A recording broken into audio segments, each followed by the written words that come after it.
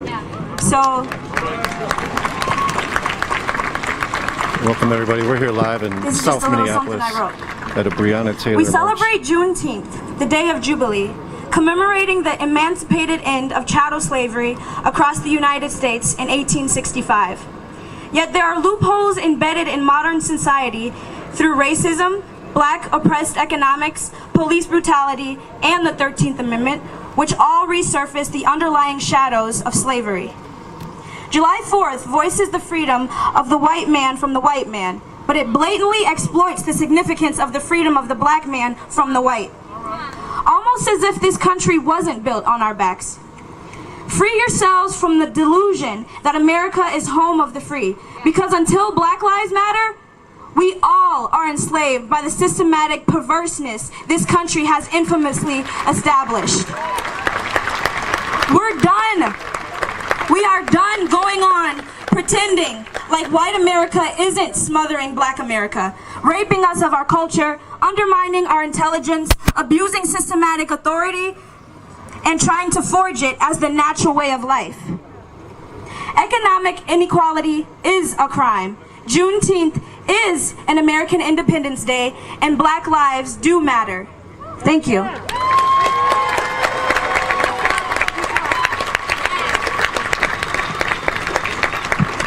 If Breonna don't get it, if Breonna don't get it, if Breonna don't get it, no justice, no peace.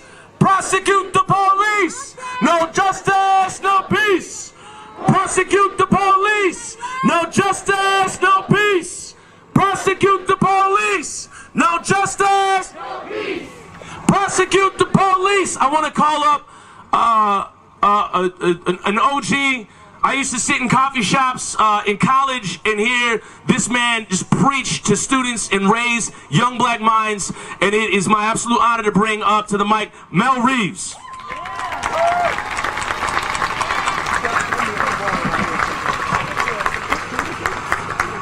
So give yourselves a hand. I almost always do that because I recognize that we could be doing a lot of different things, right? It's a nice day out, right? You could be on the lake, you can be really doing your thing. But you all had sense enough to know that you needed to come out here and make your voices heard for the life of Breonna Taylor, am I right? Yeah. Say her name. Say her name. Say her name. Say her name. That's right. We ought to make this system choke on her name. I mean that. We ought to make that system choke on the name of Breonna Taylor. Right? Every time somebody says something crazy to you about how wonderful this system is, you say Breonna Taylor. That shuts them down.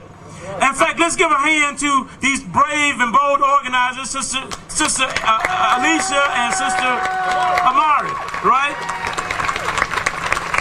What they did wasn't easy. And a lot of people came at them. It's interesting that people came at them, but they didn't have the incentive, they didn't have the guts to organize the march, right? So be careful talking about folks when you ain't gonna do what other people are doing. Speaking of, on the way here, somebody was saying, I don't know why y'all protesting, right? I don't understand the need to protest, and protests don't work. And I said to them, as I always say, that means you're a bad student of history. Protest is the only thing that has worked. Right? Protest is the only thing that works, right? That's what moves. The only reason that the brother in Colorado, Elijah McCain, the only reason they're looking at his case is because of the protests.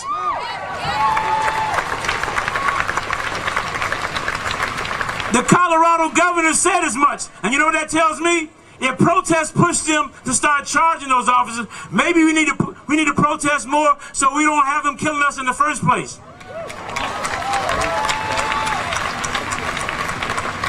Maybe if we protest long enough and seriously enough, we might have a new policing system. What do you think? And I like to say that as that chant goes, the whole damn system is guilty as hell. You need to understand that this is not just an aberration. And they're going to try to trick you by telling you, well, the stuff that's been going, the bad stuff, has been happening by the bad cops. The bad cops have been doing it, right? But my problem with this is I never see good cops doing anything.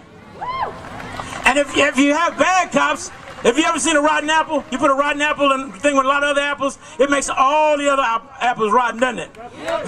So that tells me if they got bad apples, that means all of them are rotten. So we have a system of policing that's rotten, and we got to get rid of it. And right? And it's like a disease, right? A lot of times people carry the disease, and so ultimately you have to get rid of the carrier, or you got to get the carrier away from you. And the carrier of the disease of this police system is this social, political, economic system called capitalism. That's right. That's right. And I like to call it a low-down, dirty, rotten, filthy system. Yes, it is. Yes, it is, because what kind of system makes us go to work knowing that people are sick with COVID-19? What kind of system will make you go to work in that kind of environment, right? Nothing but a low-down, filthy, dirty, rotten system. What kind of system has us out here in the street? We're out here because this system is rotten, and we know it. You know it, I know it, we know it. The trick is they're going to try to trick you all now. They're going to try to tell you that, well, we're going to make some reforms and it's going to be all good. I got bad news for you. I got bad news for you. As a kid, my mother used to make me go and pull up all the weeds in the garden, right? And I would try to be slick about it, and I just pull up, you know, I just pull up what she could see in the ground, right? And so the weeds would be right back the next week. And so the problem is you got to get down to the roots. So we have a problem with the roots. We got to pull this whole system up by the roots. We got to pull it up by the roots. And I'm going to be done in a little bit. This is important that we came out for Breonna Taylor, because this movement is helping us see some things. If you look around, you see some everybody, don't you? That's the world we live in, right? We're white, we're black, we're Latin, we're straight, we're gay, right? We're everything out here, aren't we? Right? And we're working together. And the system that wants to exploit us is a system that keeps trying to divide us based on all kinds of things, right? And so Breonna Taylor's life is just as important as George Floyd's. That is very important.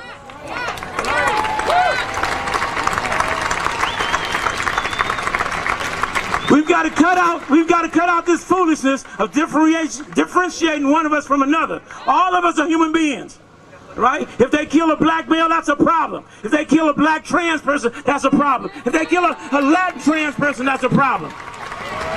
If they kill an Asian gay person, that's a problem. If they kill a black woman, that's a problem. If they kill a white person, it's a problem. We got to stand together. This race thing, it's all a trick to keep us divided. We're all in this together. And I'm going to say this. I know you don't like what's going on. I can prove it. Because if you ran this system, you wouldn't have police terrorizing people, would you? Of course you would not. If you ran this system, if you ran this country, you would have a health system where if you got sick, you got taken care of, wouldn't you? That just makes good sense, doesn't it? Right? If you ran this system, you wouldn't put more money in the military budget than you did the education budget, would you? Of course not. Of course not. If you ran this system, you'd make sure that when people went to work, that they got paid what they needed, wouldn't you? That's right. And so that's the system that you need to create. You need to keep coming out, y'all. Keep coming back every chance you get. And remember, Breonna Taylor was sleeping. She was in her house.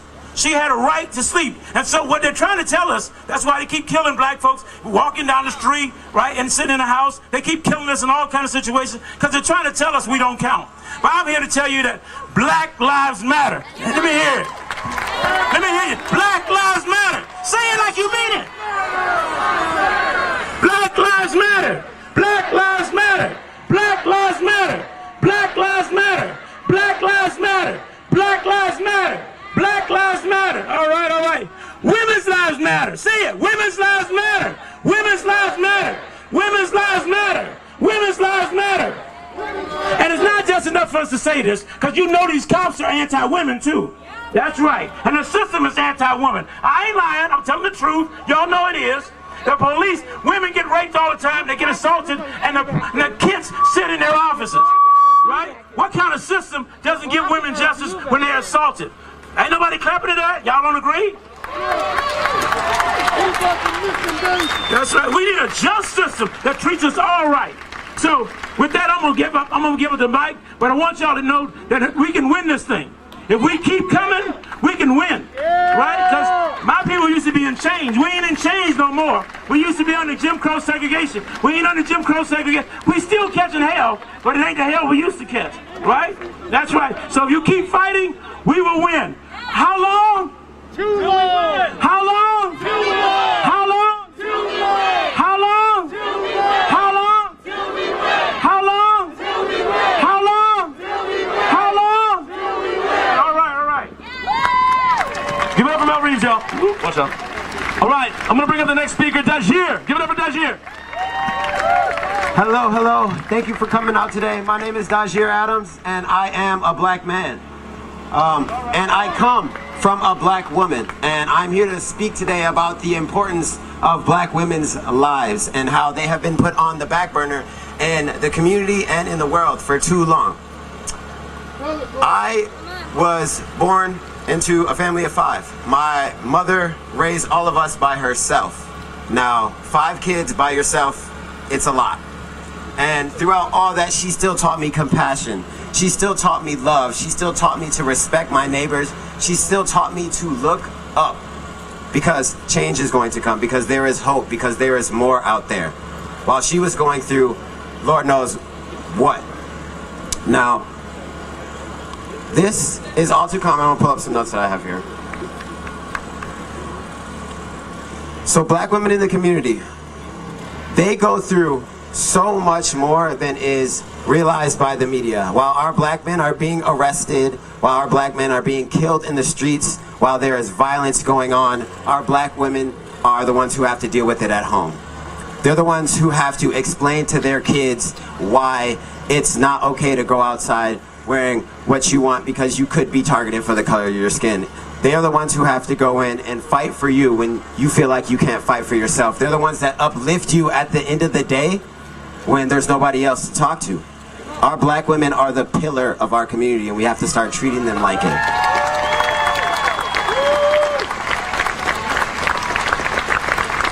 For too long, mainstream media has been taking from our black women and making it mainstream without giving them the credit. They have been... Shout it out, shout it out. They have been raping our culture for too long. They have been taking from us and stealing who we are as a people, and we cannot let them take the importance of our black women. We have to treat them like the pillars that they are. Because then we can start to grow. Then we can start to build. We have to change the mentality that we have for our black women. They are beautiful. They are strong. They are not alone. Because we are there with them, and we have to show them that. So I just wanted to say that I'm here just to speak about the importance of black women. We have to change our mindsets. We have to stop with the over-sexualization of our black women. We have to stop taking we have to breathe life into our black women, because that is what is needed now. They are the ones who are going to bring in the change. They are the strength. They are behind every black man, because that is where we come from.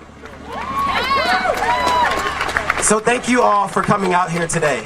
We will get justice for Breonna Taylor. We will get justice, because that is what we demand and that is what we deserve. Thank you.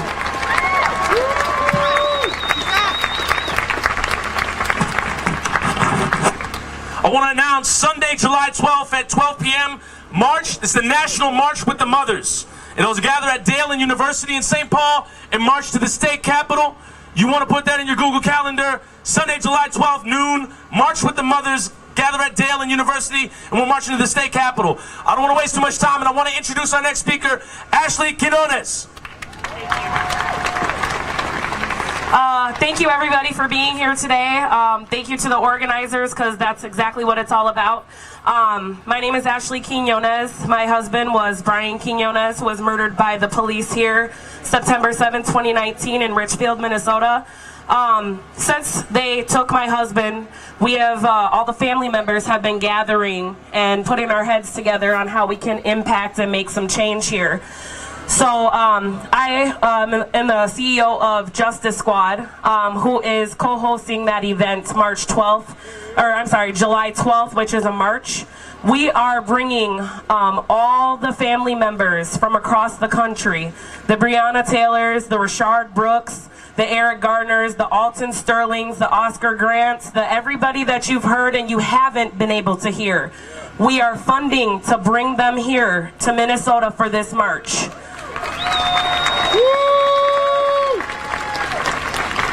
So we need everybody out here to support and love these people, because we haven't been getting the love and support from our communities since they've murdered our loved ones, really up until George Floyd. And I want everybody to understand that we all need to take some sense of responsibility for these people, because had Philando Castile mattered enough, there may not have been a Brian Quinones. Had Brian Quinones mattered enough, there may not have been a George Floyd.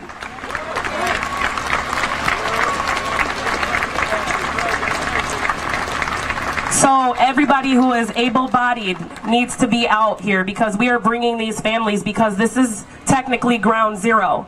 And we have all came out countless days. It's been days, it's been a month, and we are still out here. Minnesota is setting the tone for the country, and the world is watching. So we deserve this spotlight to show them how it's really gonna be done. How we can really be the change, how we can really not stop, and how every hashtag matters. So please join us on this event. It's takeanynation.org, justicesquad.org. You can find us on Facebook. Justice Squad is open for everything. It's open for anybody who's fighting all systems of oppression and all injustice. So we appreciate your support, and we have a ton of Justice Squad in the crowd if anybody has questions, but help us get these people here and feel safe and feel the love and support that's actually here in Minnesota. Don't let them lie on us any further. Let's bring them here. Thank you. Give it up for Ashley. June 28th, Taking Back Pride, Justice for George Floyd, Defend Black Trans Folks. It's an event put on by Twin Cities Coalition for Justice for Jamar. June 28th, 11 a.m., 400 Hennepin Avenue, Taking Back Pride. Put that in your calendar as well. I want to bring up the next speaker, who is a nephew of George Floyd, Cortez. Bring it up, give it up for Cortez.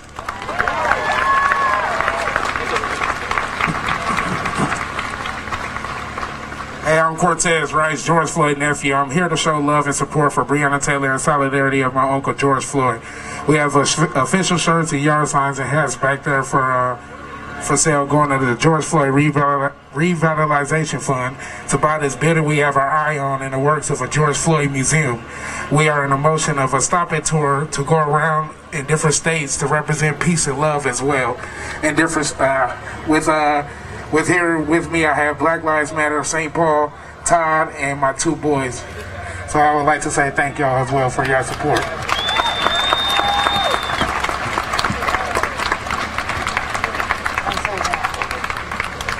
Hey, yo. Appreciate everybody coming out. Breonna Taylor was a person. George Floyd was a person. And they really eating me up as a man and 30-year-old. And I got 3 black sons. What do we find ourselves in this? You understand? It's a lot going on. It's a lot of trauma. It's a lot of pressure, and including the man who ran into all the protesters with the semi-truck. You understand? He out of jail. Understand what that look like? That's not justice. That's not what George Floyd want. That's not what the family want. The family wants justice, and that's why you seen everybody turn sideways. Everybody on the east side of St. Paul turn sideways. There you go. We not playing. We not playing. Real talk. So my whole thing is that it's all today about Breonna Taylor. Let's give it up for these activists and these young bloods that came into this and they put everything on the line. They had politicians pulling them side to side. They had other activists pulling them side to side. And they stuck to their guns and they put this on for y'all. For us. For everybody. And I know George Floyd family, they got mad love for that. I know Breonna Taylor family got mad love for that.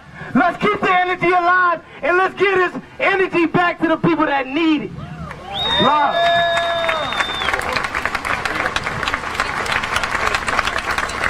Say her name. Say her name. Say her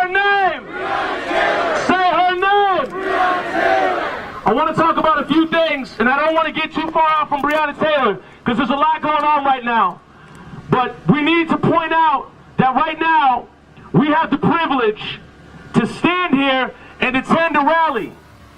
But I need to direct your attention to something else on the other side of this park, which is an abject failure of your city council, an abject failure of the mayor that you voted in. The mayor that Alondra said was the leader of Black Lives Matter. She said a white man was the leader of Black Lives Matter. And she's on the city council and y'all voted her in. An abject failure by Tim Walz. His wife wants to talk about prison and education, but she don't want to talk about race. Can you talk about prison and education without talking about race? Hell no! So we need to let her know, and we need to let your leaders know that they have failed. They have turned their most vulnerable people, the most vulnerable people, poor people with no homes, they have turned them to Powderhorn Park. There are police officers picking up homeless people and bringing them here. They are trying to turn your city into chaos. White supremacists and Boogaloo boys came here to turn your city into chaos. But you didn't let it happen because it's your city.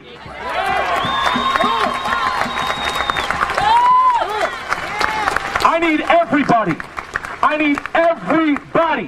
Whatever kind of non-perishable, what kind of backpack, what kind of sleeping bag, bring it to the encampment. Give your time to the encampment. I know that we wanted to help out a lot of organizations, but this is urgent. This is right now. This is homeless people being packed into a park. You need to help that. That's your city. That's Mayor Fry's fault. That's the city council's fault. That's all those people's fault. But now it's our job because they're not doing theirs.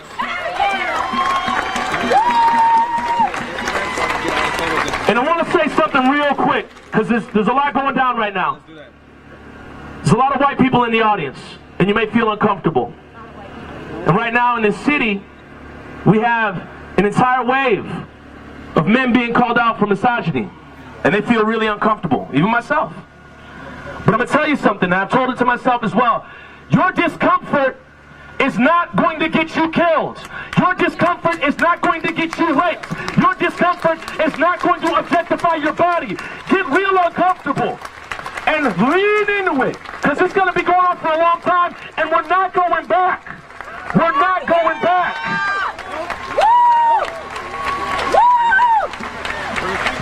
When we talk about Breonna Taylor, I want you to think real quick. They took a ramrod to her door. You're sleeping.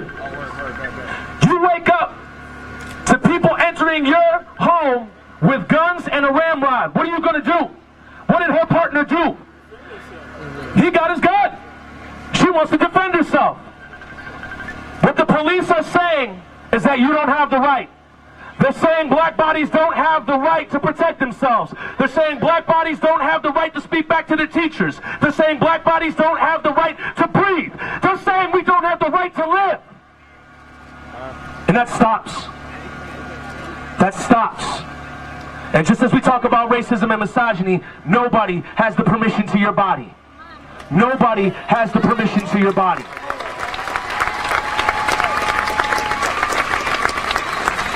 And I want you to look real long and hard into the mirror as a white person or as an identifying male and think about how have you complicitly chipped in to misogyny? How have you complicitly chipped in to white supremacy? Because I got to do it too. I got to look myself in the mirror as well. We all have to. Well, what I want to say right now, round out with this, is I want you to not make this a moment. I want you to not make this a week. We came to Powderhorn Park 3 weeks ago to sing Kumbaya with the city council, and ain't a lot has changed since then. So you need to make this your life. Make this your life. And lastly, I'll wrap up with this. Do you think the cops would ever take a ramrod to a house in southwest Minneapolis? Do you think they would ever enter a house in Kenwood neighborhood like that? Do you think they would ever enter a white household with that kind of attitude? Do you think they would ever enter your neighbor's white house with that kind of attitude? Hell no! This is happening to black people. This is happening to poor people. This is happening to brown people. We are being turned out to the park and being told we don't matter. But here today, we're we're here to say Black Lives Matter. Black Lives Matter. Black Lives Matter. Black Lives Matter. Black Lives Matter. Black Lives Matter. Thank you so much. I'm going to give it up to the next speaker. All right, hey guys, thank you. So before we get started, we have a couple more speakers and then we're gonna head out. I would like to highlight two names, Dominique Fells and Raya Milton. They were the two transgender women that were murdered throughout all of this. So if we can just take a moment to say their names, we'll do Dominique Fells first. So say her name. Say her name. Say her name. Say her name. Say her name. Next name, Raya Milton. Say her name. Say her name. Say her name. Say her name. All right, you guys, so we're wrapping up one more time. To the white allies, non-black allies, know your protest etiquette, know your place in this fight. It is not our fight, but it is our mess. And it's our job to listen, it's our job to respect, it's our job to adapt, be aware from what the black community is needing from us in that particular day, that particular moment, and we have to change, because it will change. So it's not about our intentions, it's not about that. We can mean well, but if it doesn't land well, if it's not received the right way, we gotta change. It's not about us, but it is our job to clean up our shit, all right? Clean it up, make some noise. I would also like to introduce, where'd he go? The biker. Where's the biker man? Biker man. Okay, anywho. So, we're gonna have, just so you guys are aware, we're gonna have three cyclists. I don't know if that's the right thing. No, oh, okay, you're a different one. So he's gonna come, he's gonna speak, they will be leading. We're gonna have 2 trucks in the front, 3 in the back. We will be safe. It's gonna be okay. We're gonna be surrounded by vehicles. We're gonna do one big loop for those who are wondering.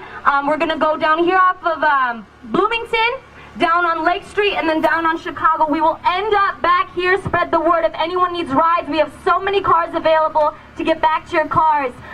Thank you so much for showing up. Keep the energy up. We want energy up. Energy up. Keep it up. Black Lives Matter. What's that? Oh yeah, okay. Black Lives they matter, hip. Black Lives they matter, hip. Black Lives they matter, hip. Black Lives they matter, hip. Thank you all for joining. This is Nico from Unicorn Riot. All right, you all, thank you. So I'm gonna close it up. Oh, Alicia's going. Give it up for Alicia. Okay. Sorry, guys. All right. Before we get going, we are gonna have. Can somebody take this? I'm gonna read a couple poems, and then we're gonna do a little ceremony about our land. Land recognition.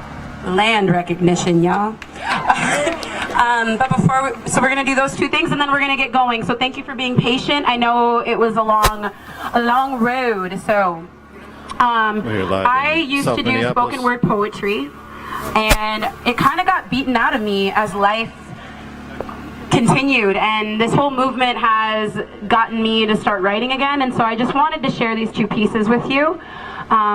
Again, I thank you all for being here, and it's really beautiful to see all this. So the first one is called I Am Burning. I woke. My body was on fire. I am burning.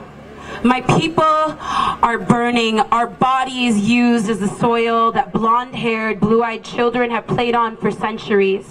Your skin soothed by cotton blankets, heedless to the fact that my grandmother's fingers broke while plucking it. You eat your strawberries in the winter, neglecting those who stationed the seeds, starving Egypt their bread.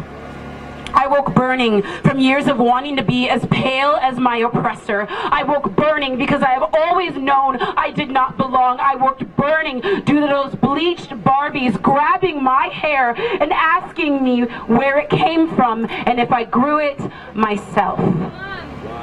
I woke burning, placing my brother's faces, my nephew's faces, my friends' faces in the place of the man shot and killed on Summit.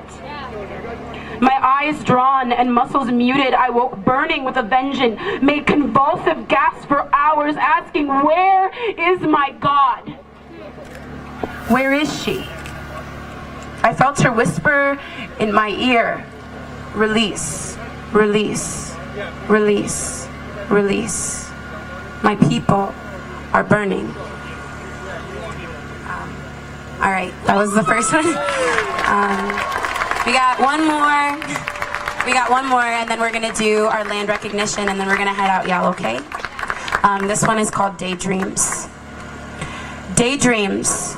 Chalk and hopscotch should be reserved for the little ones. The ones with matching hair bobbles and braided pigtails. She picked you wild violet to place behind your ear, cried when it wilted. He had a tenderness for large sticks. Indebted to huge storms, they always released the best ones. He never imagined when he asked you to play swords, you would actually listen, pretend. Plush coverings, lavender, and cuddles should have always been reserved for them. You deserve worse than a nightmare. Frozen in your vessel while your transgressions are played above you, splayed out relentlessly. Beg her, beg him to make it stop. No sweet dreams.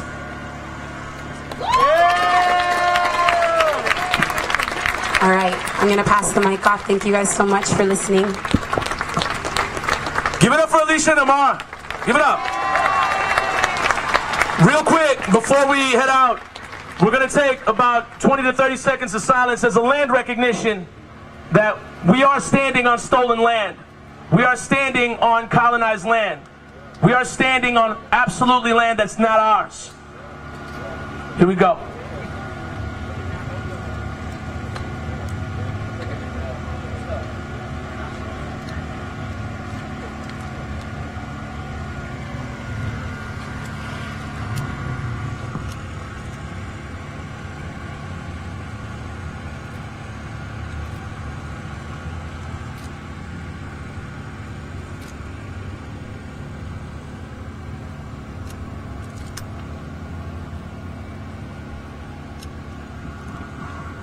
All right, we're gonna march over to the parking lot and circle around the park. Say her name!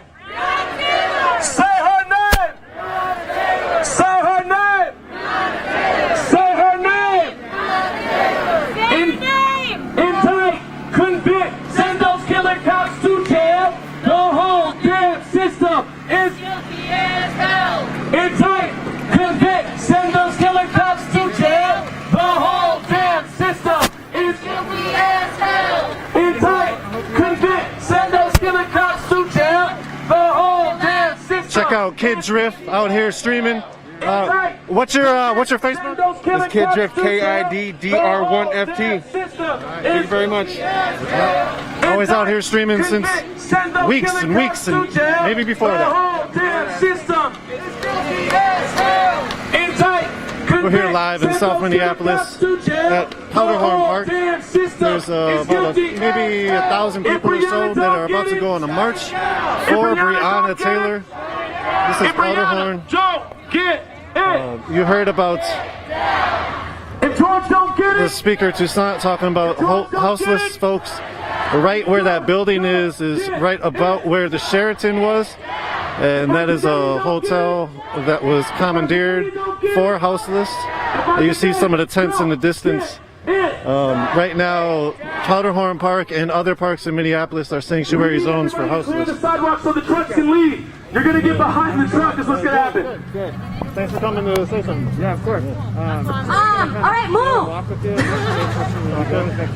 We gotta get through. We gotta get through. Oh, okay. If anyone wants to follow the truck, that's what you gotta do. Follow the truck. So again, we're here live in Minneapolis. This march is for Breonna Taylor. She was killed in March 2020 by Louisville police officers during a no-knock raid. That raid killed her while she was sleeping. They shot and killed her. The officers still have not been charged. One has been fired. You see the march is starting.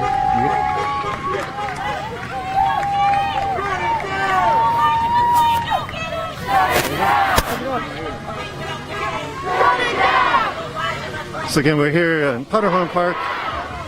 The march is for Breonna Taylor. Again, she's murdered in March. No-knock raid.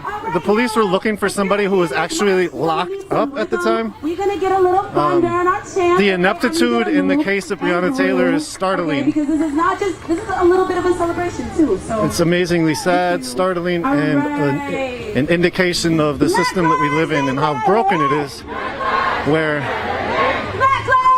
they're serving a no-knock warrant on somebody whose house, somebody who's locked up at the time in police custody, and yet they're supposedly looking for that person at the wrong house where Breonna lived with her boyfriend and her sister. Her boyfriend ends up shooting at the police who do the no-knock raid, shot an officer in the leg, and was charged with attempted murder.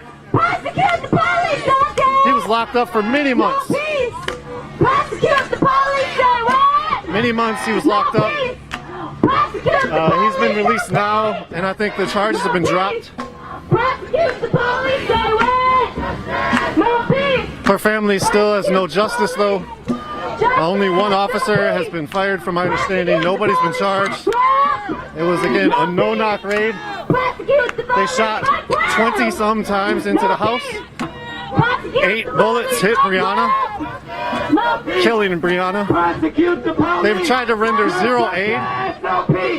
The situation is very, very inept and sad and horrendous. If you don't know much about Breonna Taylor, check it out. It's been forgotten in a lot of the news, especially because it was in March. You know, a lot of people hadn't really heard about it. So it's good as being brought up again. If Breonna don't get it, if Breonna don't get it, if Breonna don't get it, if Breonna don't get it, if Breonna don't get it, say her name, say her name, say her name, say her name. No justice, prosecute the police. No justice, no peace. Prosecute the police. No justice, no peace. Prosecute the police. No justice, no peace. Prosecute the police. No justice, no peace. Prosecute the police. No justice, no peace. Prosecute the police. No justice, no peace. Prosecute the police. No justice, no peace. Prosecute the police. Alright, babies. Alright, y'all. Everyone's just gotta back up just a little bit. Wait till we get going. Alright, I'm gonna come out and march with y'all.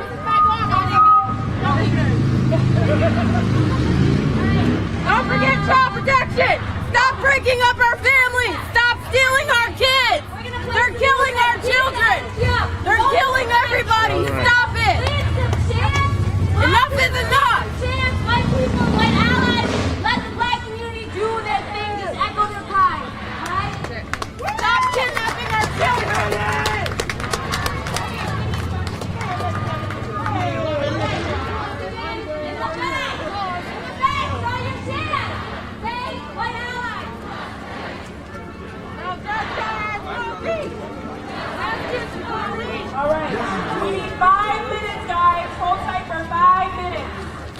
So you see the other side of this sign. 104 days. You want to talk about it? What do you know about it? Man, it's been 104 days. Breonna Taylor was killed on March 14th. It's June 22nd. It's going on 4 months now. And so it's been 104 days, man. 104 days, and the most they've done so far is fire one officer. They didn't even knock. They just busted into her crib and killed her, man, straight up. And then they tried to throw her boyfriend in jail for defending himself. That's bullshit, man. 104 fucking days. 104 fucking days. You can do better than this. You can do better than this. 104 fucking days. We gotta do better. 104 days. We have to do better. We have to do better. Justice for Breonna. Justice for Breonna. This shit ain't gonna stop. We gonna be out here every fucking day until everybody gets justice. Not just Breonna, every motherfucking body. From Vanessa Guillen to motherfucking Elijah McClain to Mir Rice, all of them. Justice for Breonna Taylor, 104 days. We finna tear this motherfucker up if y'all don't stop playing. Prosecute the police. No justice, no peace. Prosecute the police. No justice, no peace. Prosecute the police. No justice, no peace. Okay, we're leaving Powderhorn Park here in South Minneapolis. We're about 8 to 10 blocks away from the site of George Floyd's death, murdered by police. Powderhorn Park and this old neighborhood are dealing with creating themselves a police-free neighborhood. A lot of people are being tested with that thought and their privilege with houseless folks living here now in the park. Comfort is being tested.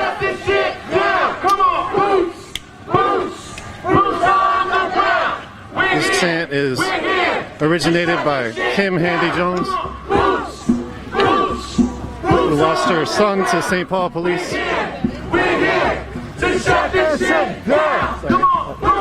Sorry, man. We're here to shut this shit down. Louder, boots, boots, boots on the ground.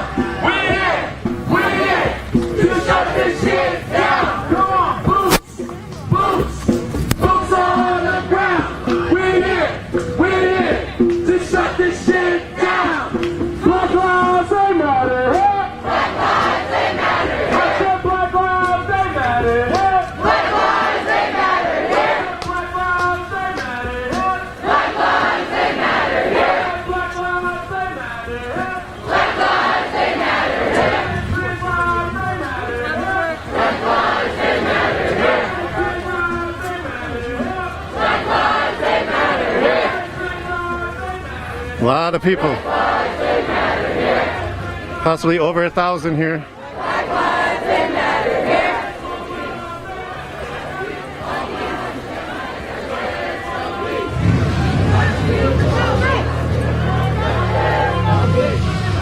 Prosecute the police. No justice, no peace. Prosecute the police. No justice, no peace. Prosecute the police. No justice, no peace. Prosecute the police. No justice, no peace. Prosecute the police. No justice, no peace. Prosecute the police. No justice, no peace. Prosecute the police. No justice, no peace. Prosecute the police. No justice, no peace. Prosecute the police. No justice, no peace. Prosecute the police. No justice, no peace. Prosecute the police. No justice, no peace. Prosecute the police. No justice, no peace. Prosecute the police. Justice, no peace. Prosecute the police. No justice, no peace. Prosecute the police. No justice, no peace. Prosecute the police. No justice, no peace. Prosecute the police. Justice, no peace. Prosecute the police.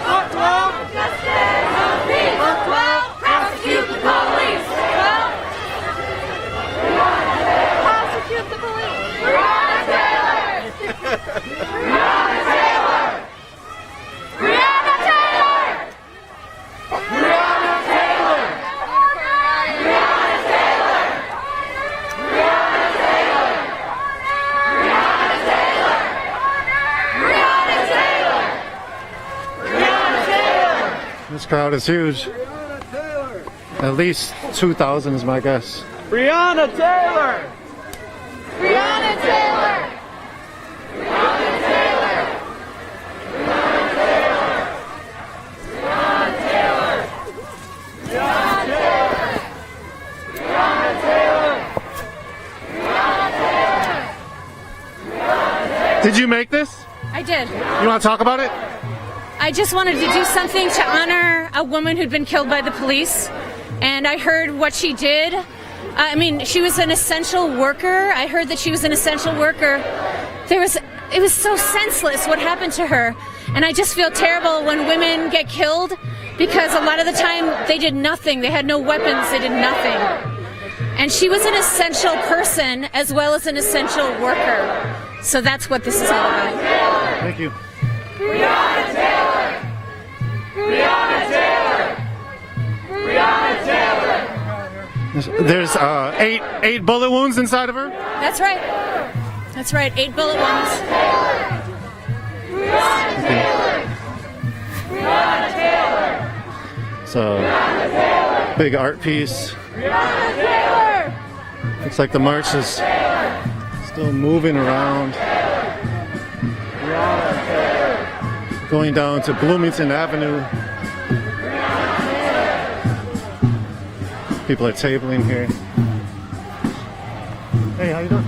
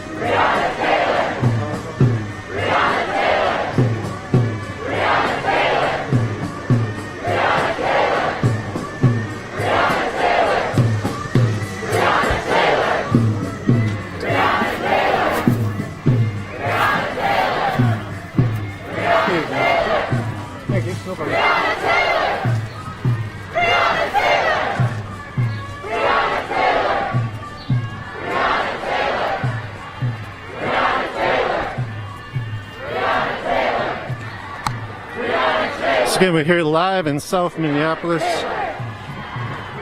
coming on to 35th in Bloomington right now.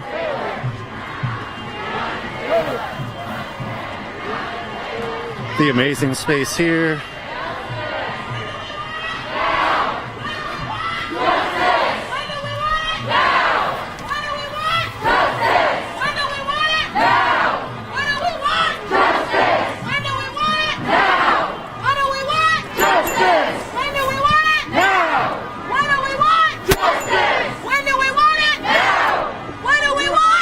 See justice for Elijah McClain on this side.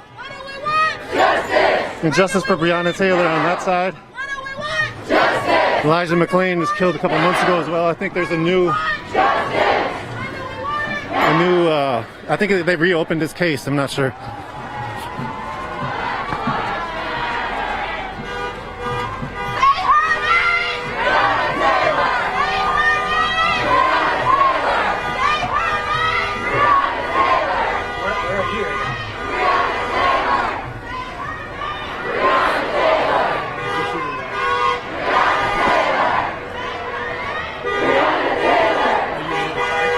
The crowd is passing Mayday from where we are. The beginning of the crowd is a block or two up.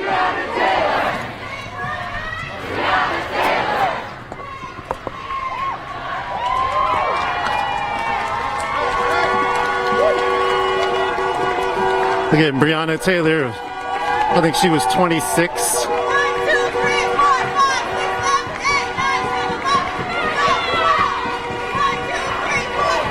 She was killed by Louisville police on March 13th during a no-knock raid at 12 in the morning or so. Her boyfriend, as the police broke into their house, trying to protect himself, and his girlfriend shot at the police officers. One was shot. And the boyfriend was charged with attempted murder. Immediately after he shot, the police shot 20 rounds into the house. You see people on the neighbors coming out, showing support.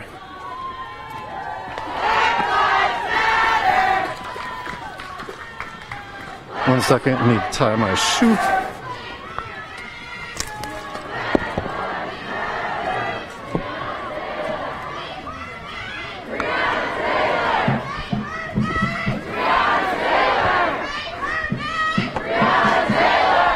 Check out our Twitter feed for some more media from here.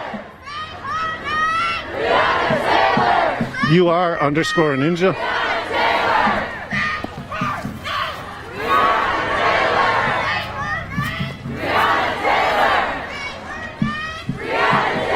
Person got snacks.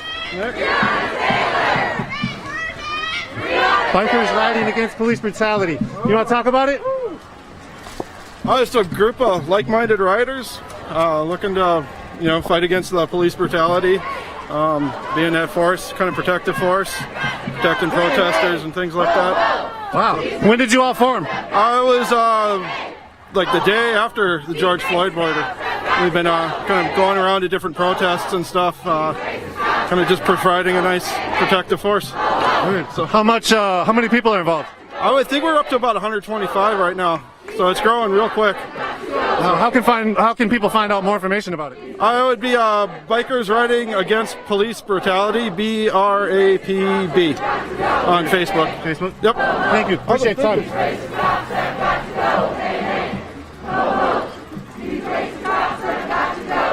It's really hot out here. It's probably 80, 90 degrees, something like that. See the sign, End White Supremacy. See the neighbors, fuck white supremacy.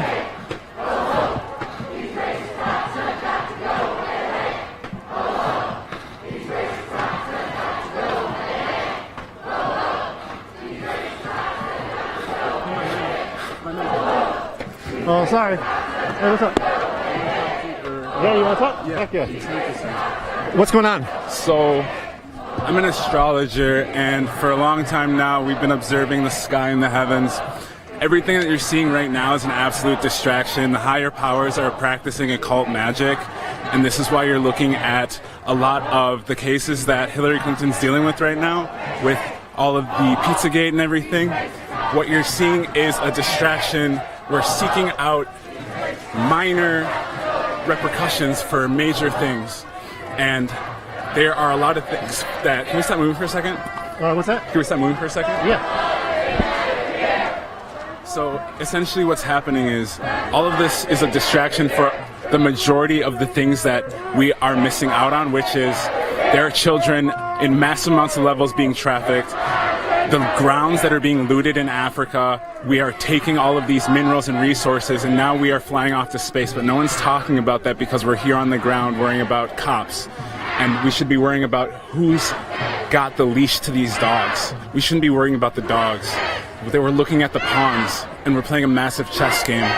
And a lot of people, I fear that we're not taking the right steps that are necessary to absolutely get what it is that we're looking for, which the Tower of Babylon's already created. Now it's about to fall.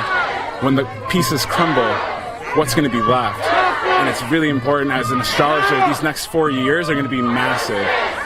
Police reform isn't really necessary. We're looking at AI. We're looking at so many different areas. But I just wanted to share that message with you real quick. Really appreciate your work, man. I appreciate that. Can I ask you a question real quick? Yeah, absolutely.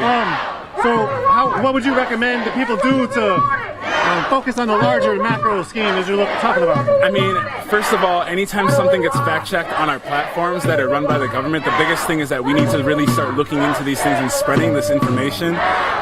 Making sure that we got our own platform that's not government-owned is really key. Decentralizing all of this information is vital because it's out here, but people aren't getting access. And when the people that are pushing it out, such as Chaka Bars or Axel Omega, these people, their pages get suppressed. So even if you could see it, you won't see it unless you follow them. And even if you do follow them, they delete half their stuff and they regulate their lives. And these are platforms that allow us to communicate. So what I would highly recommend is we start creating our own separate versions and create multiple versions so that even if they do infiltrate, because they can spearfish all of our information, you have to be able to now go into and access multiple routes of information so that we never lose information. That's the biggest thing. But we're in the age of Aquarius. It's the age of information. Things are moving way too fast, and with 5G coming up, people are getting sick. It's not Corona, it's 5G. That's why they kicked us out of school, so they could implement all of these devices. So you really got to look at the bigger picture. We're going off to Mars. We've been mining off of the moon for so long, but no one's paying attention to that. we're here on the ground, and I'm here to support, of course, but I've been studying and, you know, watching the sky and the heavens to the best of my ability.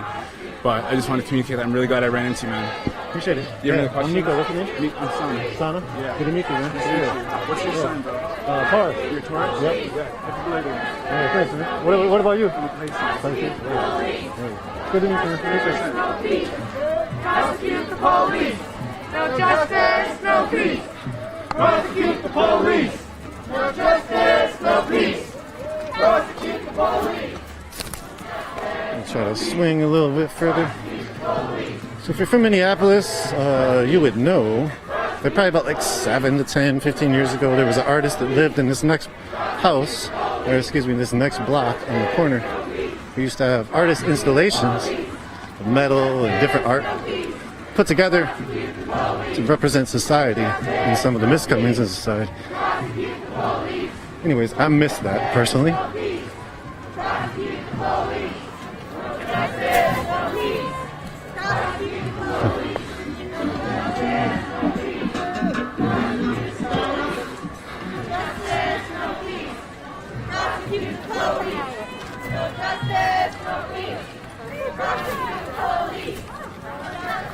Super cute.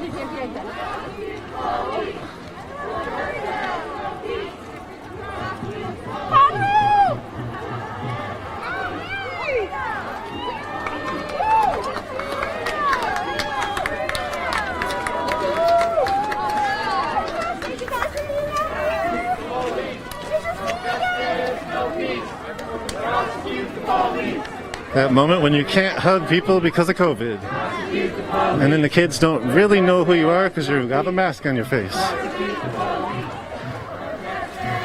I think both of those situations happened for at least a moment in that last scene. COVID is very real from my understanding. Although we did just hear that another person doesn't believe that. I did appreciate the thoughts of looking at the macro instead of the micro. What if pushing against police reform was wasting time, as AI will be the next police officers anyway? It's a good thought to ponder on.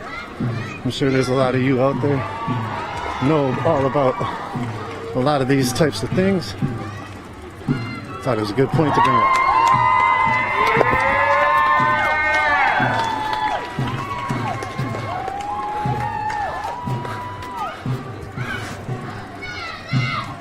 Look, it's a Black Lives Matter.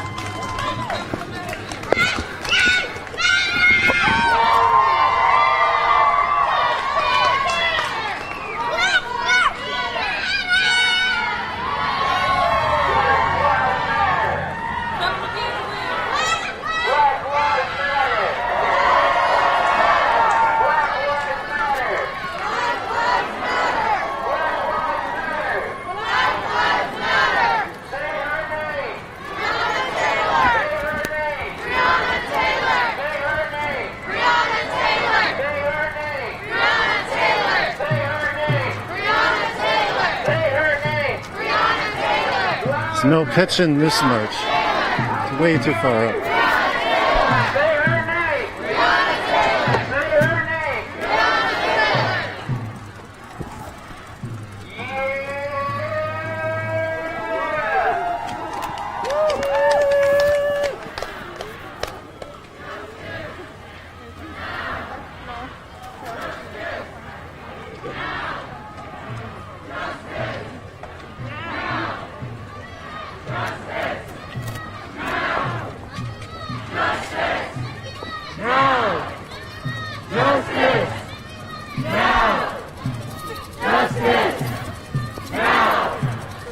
Justice!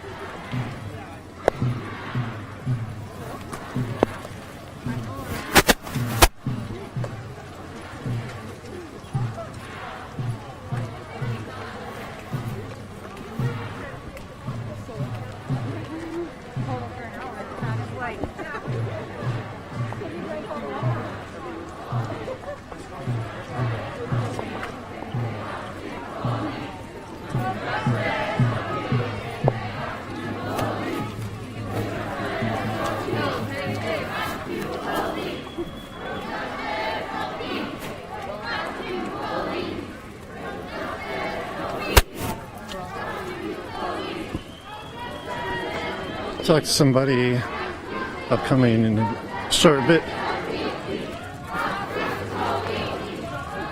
It's always sort of hard to talk to people during the march. We'll do our best.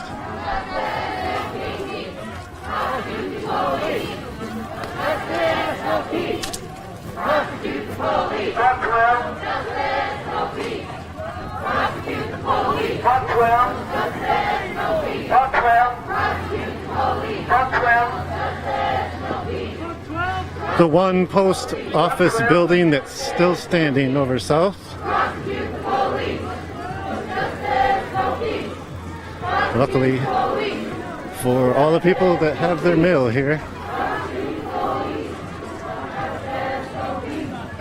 during the uprising, both the other Southside Lake Street post offices got burnt down.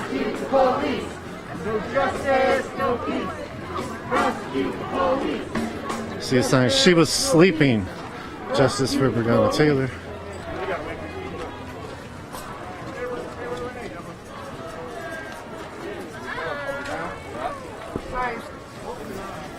Same story every time. Being black is not a crime. Same story every time. Being black is not a crime. Same story every time. Being black is not a crime. Same story every time. Being black is not a crime. Hey, don't be scared to say black, y'all. Same story every time. Being black is not a crime. Same story every time. Being black is not a crime. Same story every time. Being black is not a crime. Same story every time. Being black is not a crime. All my life I had to fight, but you won't steal my joy. All my life I had to fight, but you won't steal my joy. All my life I had to fight, but you won't steal my joy. All my life I had to fight, but you won't steal my joy. Louder. All my life I had to fight, but you won't steal my joy. All my life I had to fight, but you won't steal my joy. All your life you had to fight, but we won't steal your joy. All your life you had to fight, but we won't steal your joy. Solidarity, y'all. Same story every time. Being black is not a crime. Same story every time. Being black is not a crime. Same story. On the right side is Cadillac Pawn.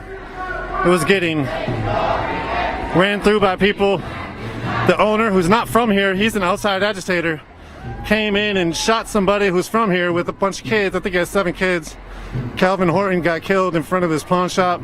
And I think second, third day of the uprising.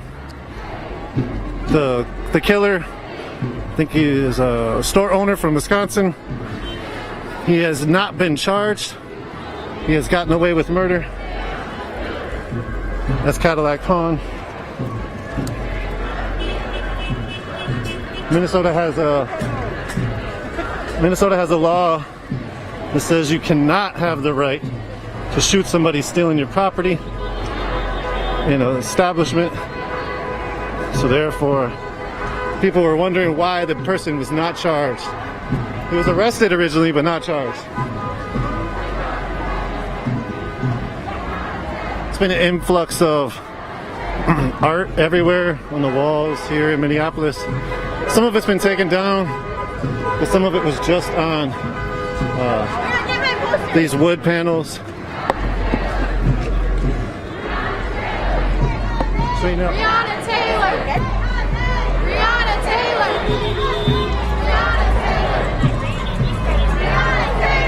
Again, this is Lake Street, Southside.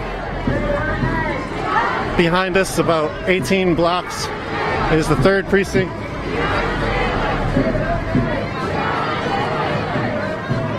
Here's a poem by Winata Petrus. She's a book writer as well. Check out her book. Can't remember the name. Winata.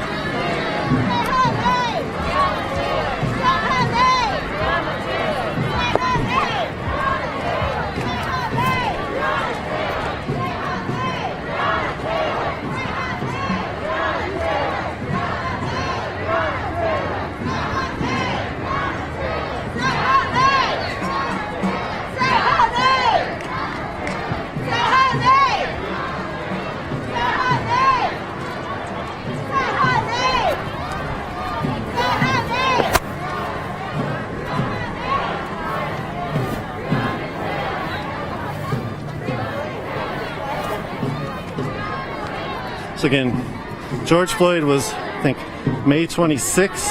Breonna Taylor was March 13th. Look at how big this march is. Massive. That's 3 blocks in front of us that we're looking at, and it's still behind us.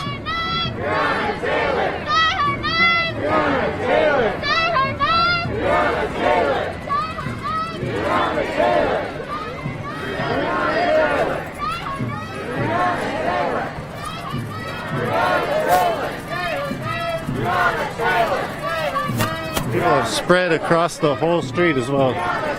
It's not just one side of the street.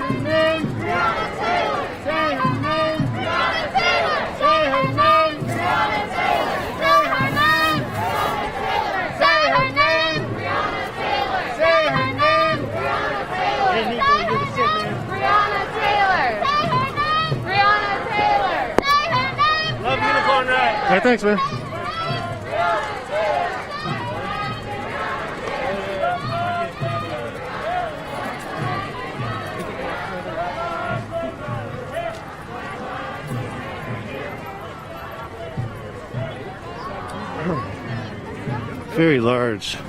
Very large march.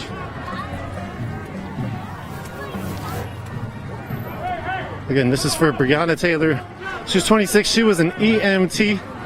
She worked at 2 different hospitals. She was murdered by Louisville police officers in March 2020. The officers are still not charged with any crime. They shot into her house as she was sleeping and killed her while she lay in her bed.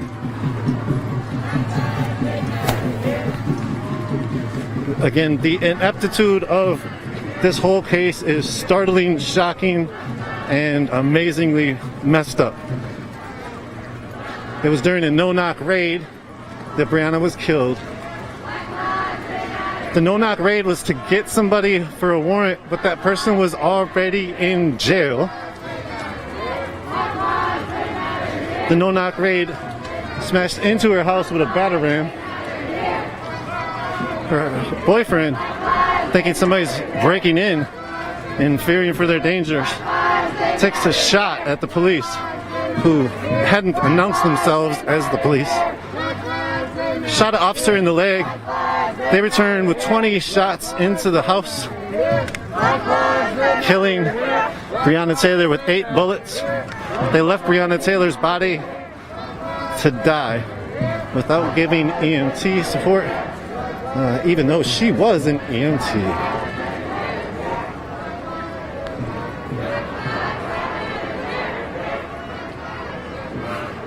Famous quote by MLK. Riot is the language of the unheard. So, also, her boyfriend who took those shots, the boyfriend who took the shots at the police was charged with attempted murder. He was locked up for multiple months. It's been recently released with some good attorney help and public defender help and whatnot. After talking to witnesses and seeing the scene, prosecutors stopped charging boyfriend Kenneth. Kenneth wasn't able to attend his girlfriend's funeral. He grew up with her. They were friends since babies, basically since they were kids. They were just recently married, or just recently together, from my understanding.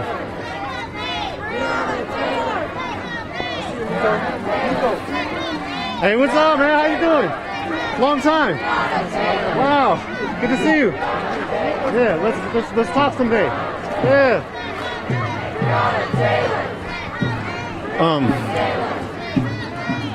Breonna's mom received a phone call from Kenneth after she was shot. Breonna's mom was thrown basically through the ringer to try to find out information on her daughter's death. She arrived, I appreciate it, man. She arrived to the apartment building where her daughter lived The officers told her, this is Breonna's mom, Tamika. The officers told her that Breonna was in the hospital. She goes to the hospital, waits a couple hours after being told that she's not there, thinking she maybe just beat the officers to the hospital or beat the ambulance to the hospital. Nope. Breonna was never brought to the hospital. Breonna died in her bed, not being tended to. Here's the U.S. bank that was burnt. See graffiti, justice.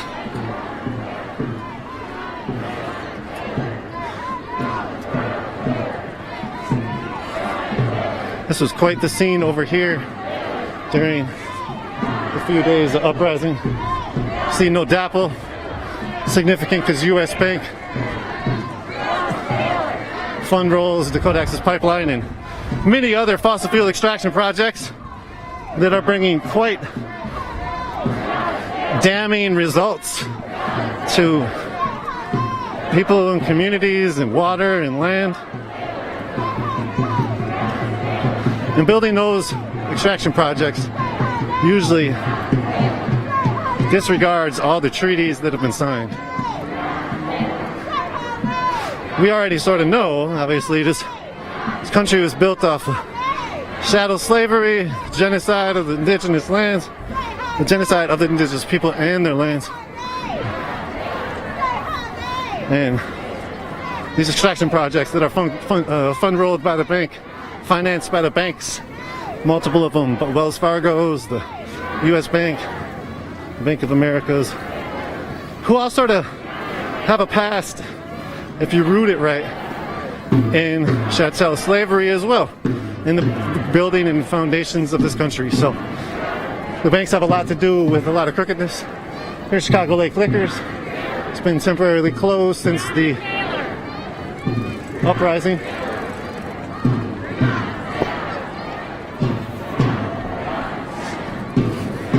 Charred out remains.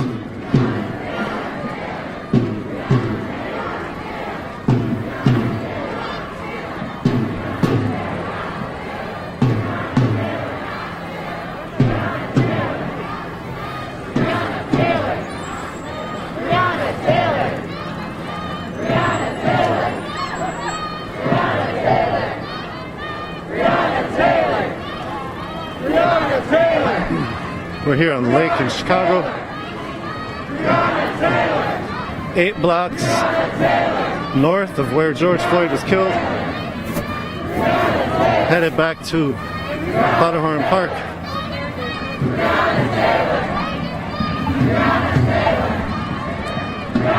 One second.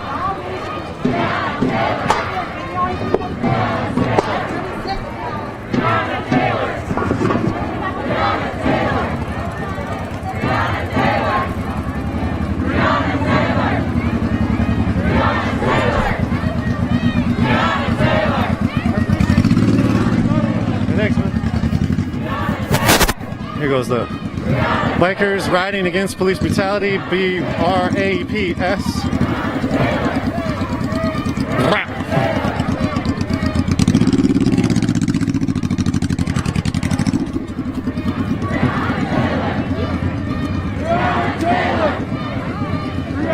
Laundromat temporarily closed.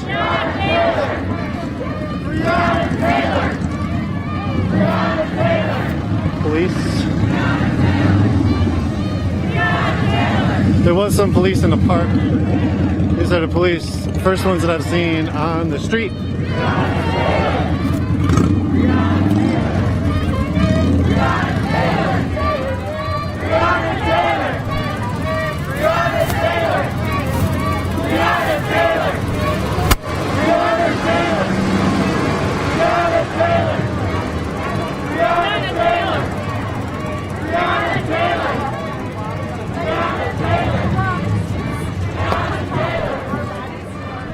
This march is many blocks long.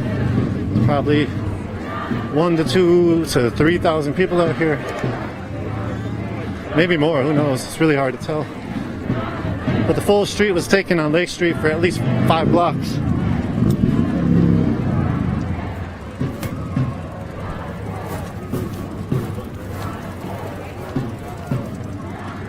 West 31st in Chicago.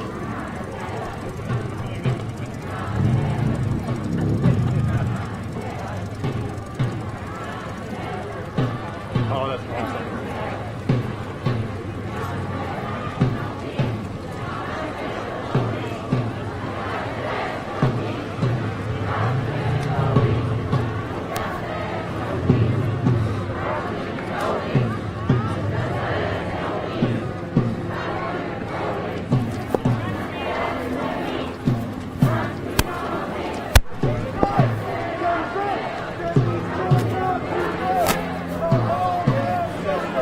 This march is going pretty fast as well. It's not really a slow-moving march. Which also makes it a little more difficult to talk and to talk to people.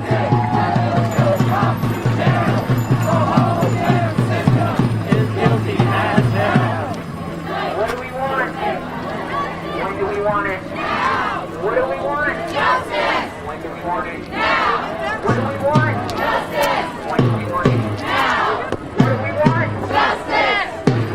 Now. What do we want? Justice. When do we want it? Now. What do we want? Justice.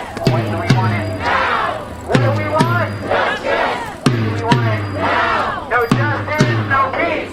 Prosecute the police. No justice, no peace. Prosecute the police. No justice, no peace. Prosecute the police. No justice, no peace. Prosecute the police. No justice, no peace. Prosecute the police.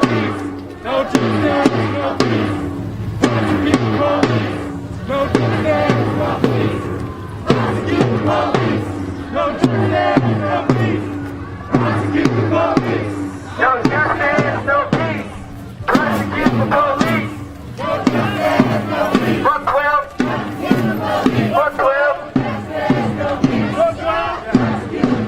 Buck 12.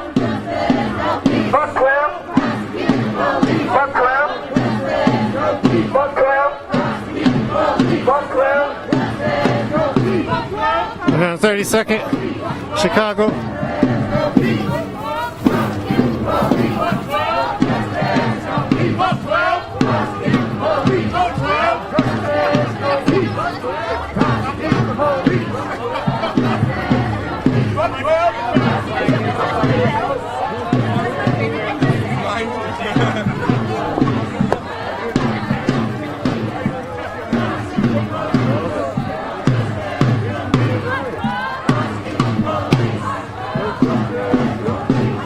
What's up, man? I'm Nico. Nice to meet you.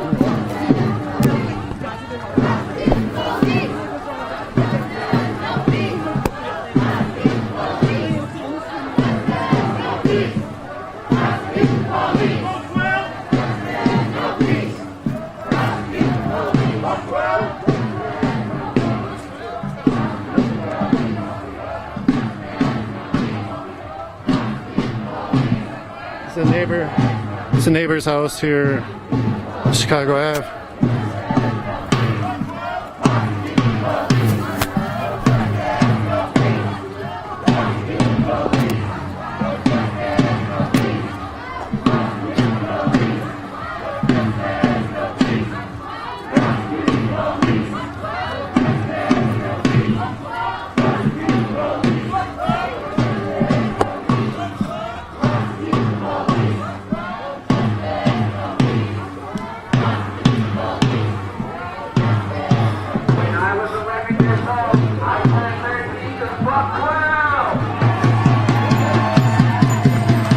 Breonna was killed on Friday the 13th, actually. We just heard something about 12 and 13.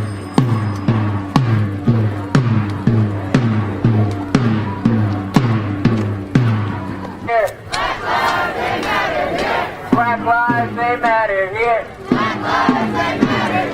Black lives, they matter here. Black lives, they matter here. Black lives, they matter here. Black lives, they matter here. Say her name. Say Say her name. Say her name. Say her name. Say her name. I can't hear you. Louder. I can't hear you. Say her name. Say her name. Say her name. Say her name.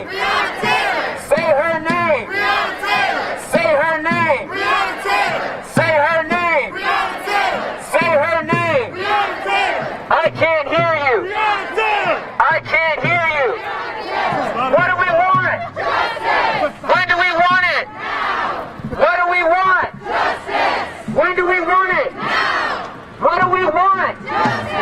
When do we want it? No justice, no peace. Prosecute the police. No justice, no peace. Prosecute the police. No justice, no peace. Prosecute the police. No justice, no peace. Prosecute the police. Prosecute the police.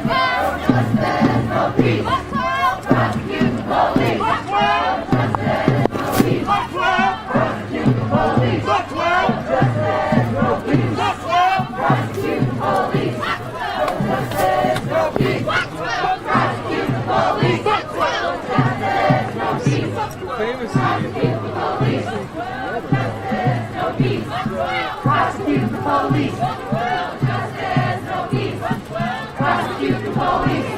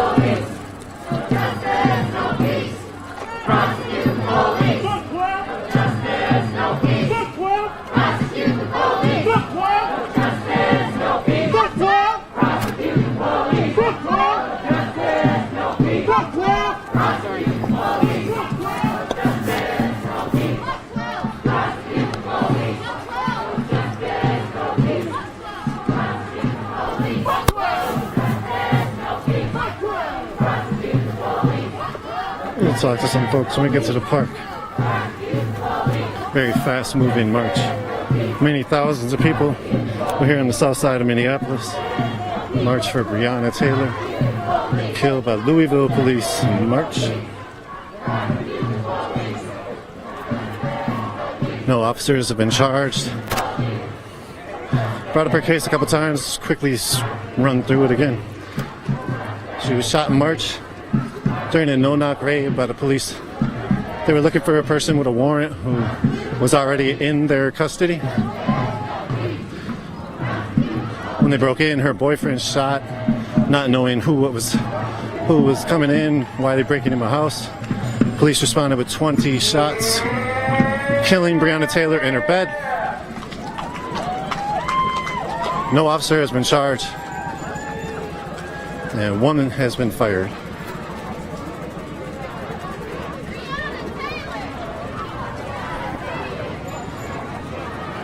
Her mother was able to speak out with Angie Martinez. Can't remember what show it was, but I watched it with Angie Martinez, if you know her, radio personality from the East Coast. It was very, very hard to watch and listen to as her mother explained the story of what she went through during the situation of her daughter's murder by police.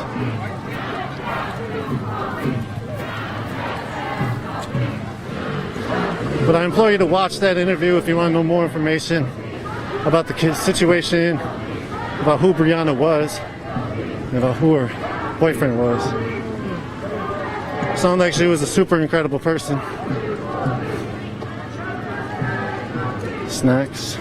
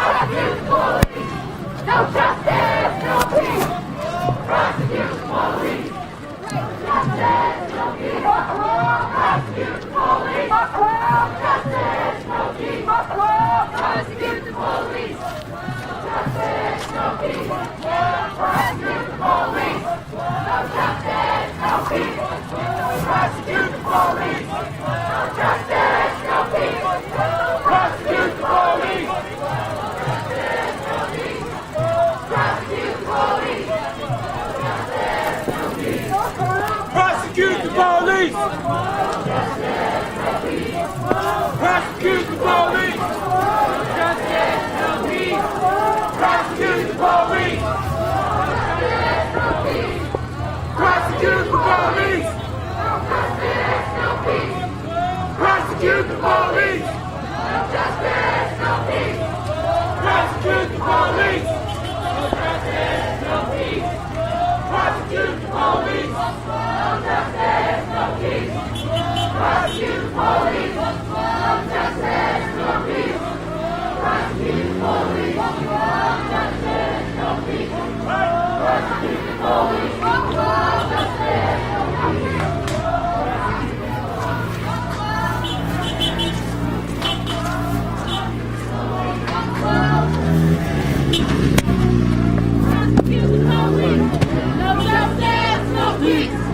Prosecute the police!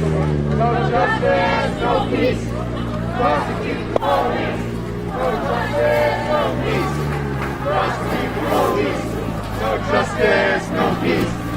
Prosecute the police! No justice, no peace! Better now? Let's stay on the sidewalk.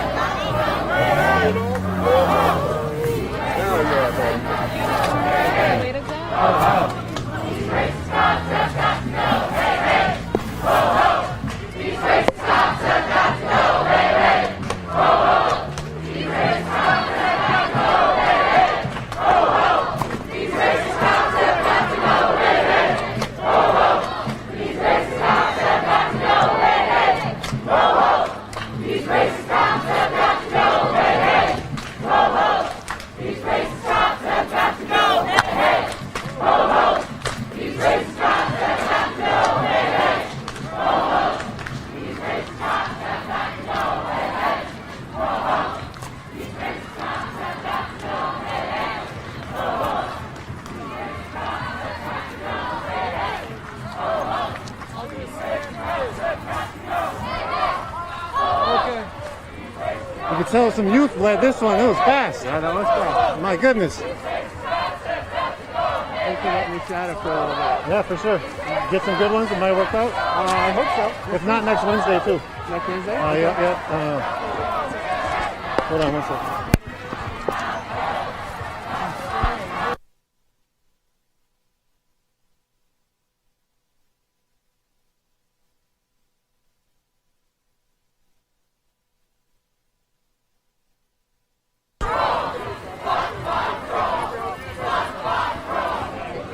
See the massive crowd filing back into Powder Park, chanting "Fuck Bob Kroll."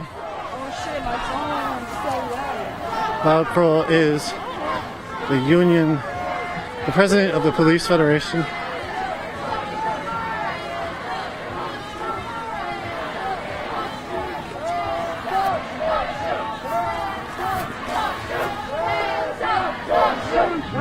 Hands up, don't shoot! Hands up, don't shoot! Hands up, don't shoot! Hands up, don't shoot! Hands up, don't shoot! Hands up, don't shoot! Hands up, don't shoot! Hands up, don't shoot! Hands up, don't shoot! Hands up, don't shoot!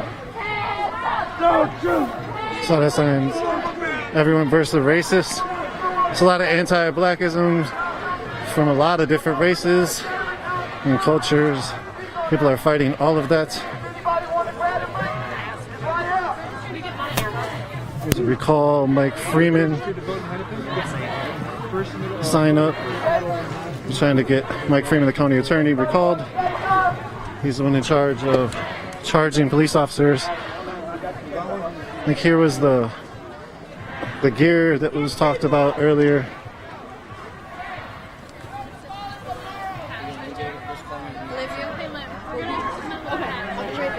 We got the Big Floyd shirts.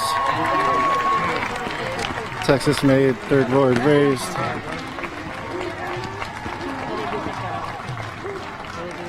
Houston.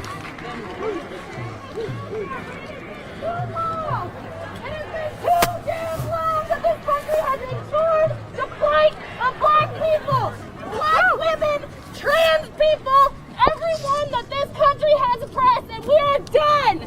We are sick of it.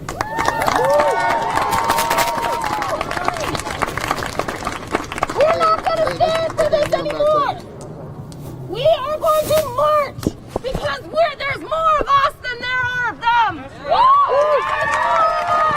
Than there are of them. The police are tired. It's been days that we've been marching, and what do we got? We got time! We got time now! It sucks that we got time because of the pandemic, but we got time, everyone! We are done with black people dying. We are done with black women dying and being ignored. We are done. That's all I gotta say. It's voices like that speak up that we need to get heard right now. So if you want to grab the mic, get in line. My man's right here. Let's get you up on the mic, my man. How y'all doing? Say how y'all doing? What's your name? Breonna Taylor. Say it again. Breonna Taylor. Thank you. I got a quick message from my friends. I got a quick message from my friends. Is it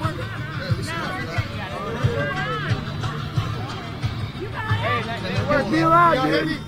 Yeah. Oh, y'all gonna hear me now? Yeah, that's right. Y'all gonna hear me clear?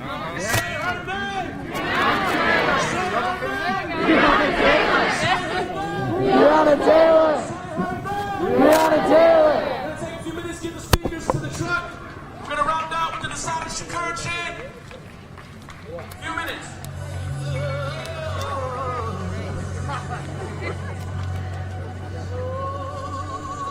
Y'all hear me? Yeah. Alright, God. I wasn't doing it wrong, my bad. Alright, so I want to start off with a message for my friends. Everyone here is my friend, basically. But I want to start with my black friends. Bro, if y'all don't stop playing 2K and playing COD and come out here and do something, your kids are going to go through the same thing, bro. Same thing. So y'all need to get out here, bro. Real talk. If any of your females out here getting a black dude, tell them to get out here, because this kid's going to go through the same thing. Same thing, bro. Get out here. We can't be letting these females lead the way all the time. It's time. It's time. It's time. Step up, man. Be a man. Step up. Y'all staying at home playing 2K and playing COD. They're killing us in the streets. Get out here. Okay, can you guys hear me? Focus, turn around, this way. Speaker is not yet set. We're gonna have a couple closing speeches. Thank you all so much for being here, for being invested in this movement. Anyone who would like to speak, I don't know where Alicia's at. If you see her, send her up here. We're gonna linger for just a little bit longer, but remember that there are the communities from the sanctuary We don't want to disturb the residents. So we'll close up. I don't know why there's no snacks. Y'all must have been hungry, which is good, but I wish we had more. So please, if you have something to speak, Pony White, the poet. She has a pretty dress on. Pony White. There you go, mamas. She is going to share. Please be respectful, sit down. I know you guys are probably wanting to get home, but just for a little bit longer, thank you so much for coming. If anyone wants to speak, my dear friend Otis helped me create the route. This is Otis. Look at how cute. Okay, look at how handsome. Look at how handsome. Okay, she's gonna go first, and then Otis, and then Alicia's gonna wrap up. So thank you so much. And Patrick, look at how handsome. Hi. Yeah, my bad. Hello, everybody. Before I go ahead and read my poem, I just want to say that misogyny is an act of white supremacy. Homophobia is an act of white supremacy. Transphobia is an act of white supremacy. You cannot be pro-black. You cannot yell Black Lives Matter and exclude black trans women. You cannot yell Black Lives Matter and exclude black women. Black women that maybe you don't always like. All black women deserve to be protected and respected. You cannot stand here and say Black Lives Matter and forget us. We birthed this shit. Okay.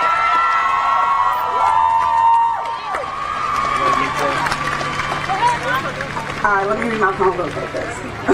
I got all confused. That's something. Alright, we're good. Okay. And this poem is called Dear Future We. I started writing it at 18, and it's just kind of been a whole process. And I usually write poems for black people, to black people, to speak to black souls, so everybody else just vibe. Feeling like the 13-year-old who just realized people do harbor hate. That mom's words blocked out all profanity. That my wide range of friends made me believe in humanity. That my family's pride made me forget I was a minority. Minority, minor being less than the greater than, which somehow made me less than likely to get these white folks to respect me. More than likely to have that black boy call me crazy. Highly unlikely to be the owner of that company. I mean, damn, all these probable possibilities of my destiny and capabilities makes me hate being me. Feeling like the 18-year-old who just realized that life isn't black and white. That exceptional kindness didn't erase generalized hate. That well-intentions don't excuse racist traits. That my survival came at a hefty rate, price tag, numbers. Step right up and purchase your nigger. Over 400 years and I am still a token figure. Wanting to love and be loved got me calling masters great-great-great-grandkid lover. But fuck all that change shit. We're breaking I love you spells in honor of our mothers. Yelling on top of white standards that I, a black queen, is a blessing to this earth and my beauty is like no other. Feeling like the 20-year-old who just realized my survival is dependent on the empire burning down. That laws were written to cage me in. That police exist with trigger fingers ready to flicker at the sight of my skin. That governments govern against the strengthened cries of black bodies. We pen love letters of revolution to our beautiful future generations. Sounds like dear future me. No, dear future seeds. Scratch that. Dear future we. I don't know what lessons the future will breed. I don't know what hardships you'll see. I don't know what epiphanies will creep into your troubled dreams, but I speak warmth onto your heavenly being. I say, never forget the lessons of the past. It is the armor that protects our existence from being lapsed. I say, never miss a chance to protect a kin. Remember, our division is a colonial disease. We once vibrated off one heartbeat, so look within. I say, forgive yourself for the lessons you are unlearning. There's a comfort in the discomfort of greeting your wrongs. It shows that you are growing. I say, love yourself. Surround yourself with lovers' wealth. Let your love infectiously get black minds back to health. Lastly, I say fight with the souls of villages that knew freedom, that survived hundreds of deaths in hundreds of years, in hundreds of languages to breathe life into you. fight until these souls and their freedom reunite. Thank you.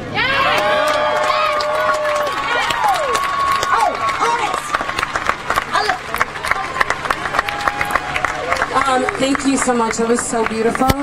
Before we move on to our next performer, I just want to remind everybody to vote in November. Okay? I need you all to vote. If we want things to change, we got to get these racist mofos out of here. Okay? And then lastly, do not forget about the economic blackout that starts July 4th. Okay? No purchasing things from big...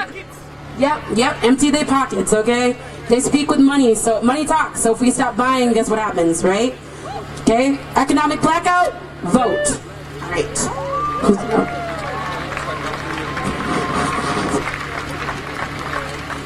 Hey y'all, I'm Otis. So I started speaking over there, but I'll start it over again. I'll shout the same thing over again, because I think it's important. And I'm gonna start with my black friends. If y'all don't get out here, bro, we're gonna keep dying. Real talk. I'm telling y'all right now, because some of y'all think if we march a week or two and then everything gonna change. And it's not. It's not. Because if you look out here, there's a lot of women and females out here, but I don't see dudes. Black dudes, man. Get out here, bro. Come on, man. Y'all want to be posting all this stuff on Snapchat and Instagram, but y'all don't want to get out here and save your son's life? Come on. Get out here. Get off the video game. This is real life, dog. Real life. Let's say change take time. Hell no, it don't take no time. It takes perseverance. It takes dedication. It takes unity. Come on, man. Y'all sitting at home doing nothing and y'all think it's gonna change? Come on. Now I'm gonna go on to my white friends. See, a lot of y'all reached out to me asking like, what can I do? What can I do? And I've been thinking to myself too, what can you do? And we gotta start from the roots, right? That's right. So when y'all go home today, every single one of y'all, go start with your parents. Tell them about this. Let them know how you feel. Because I bet you a lot of your parents don't feel the same way y'all do. A lot of your parents don't, bro. They don't. So go out there and let them know, hey, my black friend life matters just as much as mine. Let them know. And if they say no, then teach them. Let them know. So that's what I want y'all to do. That's what I want y'all to do. And I'm feeling this, I'm hurt, man, because I'm not seeing a lot of my brothers out here. I'm not. And it hurts, man. Because my kids' lives are on the line. Your kids' lives are on the line. This is our city. Come on, y'all, get out here. I'm done, man. All right, I think we have one more speaker, a performer, and then I'm going to close out. We got two more speakers, a performer, and then I'm going to close out. I'm sorry, y'all. All right, here you go. Yo, first of all, give yourselves a round of applause for coming out here, because so many people didn't come out here. So many people just stayed on Twitter and Instagram. Really be appreciative of ourselves for coming out here. That being said, my name is Lavish. My mom just moved to Hawaii, however, she lived right there. I lived on 4th, I lived on Chicago so many different times, so it's amazing to be able to see Powderhorn so beautiful when this park used to be horrible. And that's because we all came out here. Since right here just said go vote. We do have to vote. I voted every possible time I could. However, they said go vote in 1865. They said go vote 60 years ago. They said go vote 30 years ago. They said go vote 4 years ago.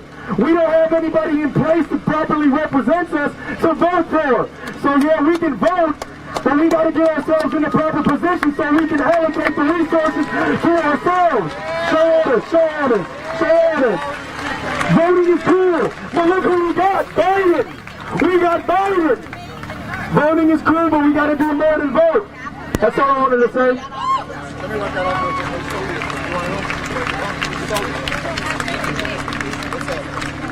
Yeah, Minnesota Freedom Riders protecting the march. You see with the gun right here. Hey y'all, I'm Patrick. I just got a quick message for you. Everyone out here, you know, we all fighting for a change. We all saying we want to disband the police. We want to get rid of the police and all that. But the problem, it's not the police. We gotta educate ourselves, because it's not the police. It's the people protecting the police. It's the laws protecting the police. It's all those. We have laws that were made by racist-ass white people back in 1776 when this country got their independence. By fighting for it, we have laws from back then still in play today. You couldn't vote back then if you didn't have land. Black people couldn't vote till, I don't even know when we got the chance to vote. It's the 15th Amendment. Thank you, my brother knows, the 15th Amendment. And that came way later, after they got their independence. So, for us to really get change coming, to make change happen, we need to first get rid of police, yes, but we need to go further than that. We need to disband all these laws that are built in the system to oppress us. We have one main law, the 13th Amendment, that frees slavery. But it says you're free from slavery, but anything that has "but" after it is bullshit. It don't matter.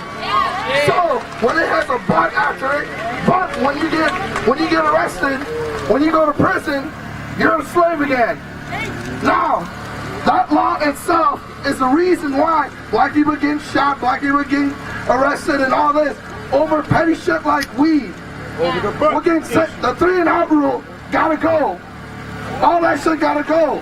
Because when that shit goes, these police will have no reason to arrest innocent black people, because white people smoke at the same rate as black people, maybe more. But yet they're not in prison serving that time. They're not out there being slaves. It's not right. It's not right. It's a butt issue. So we need to get rid of those laws.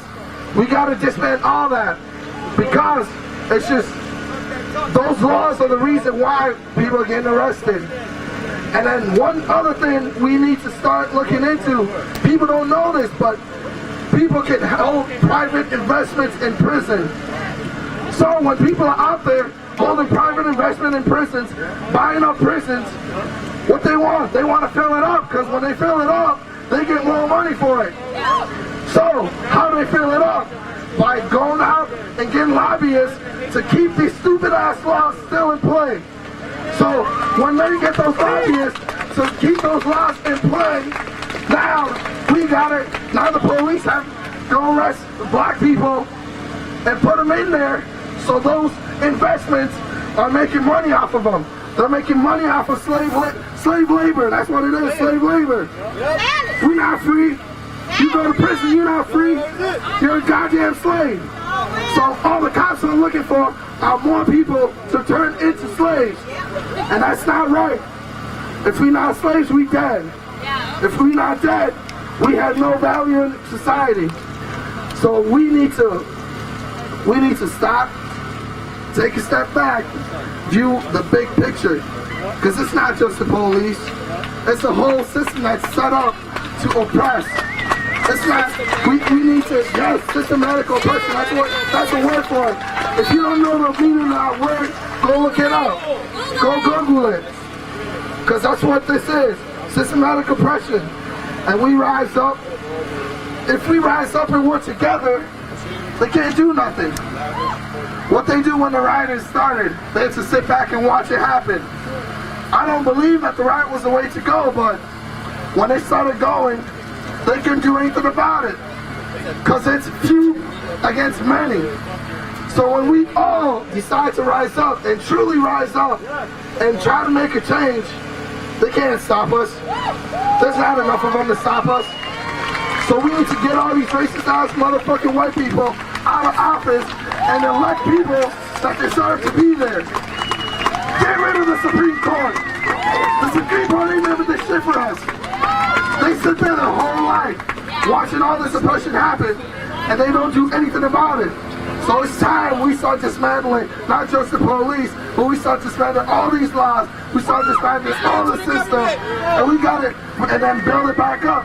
Because when the white people back in 1776 didn't like what King George was doing to them, they rose up. They made their own law. So now it's time for us to rise up and make our own law. That's all I gotta say.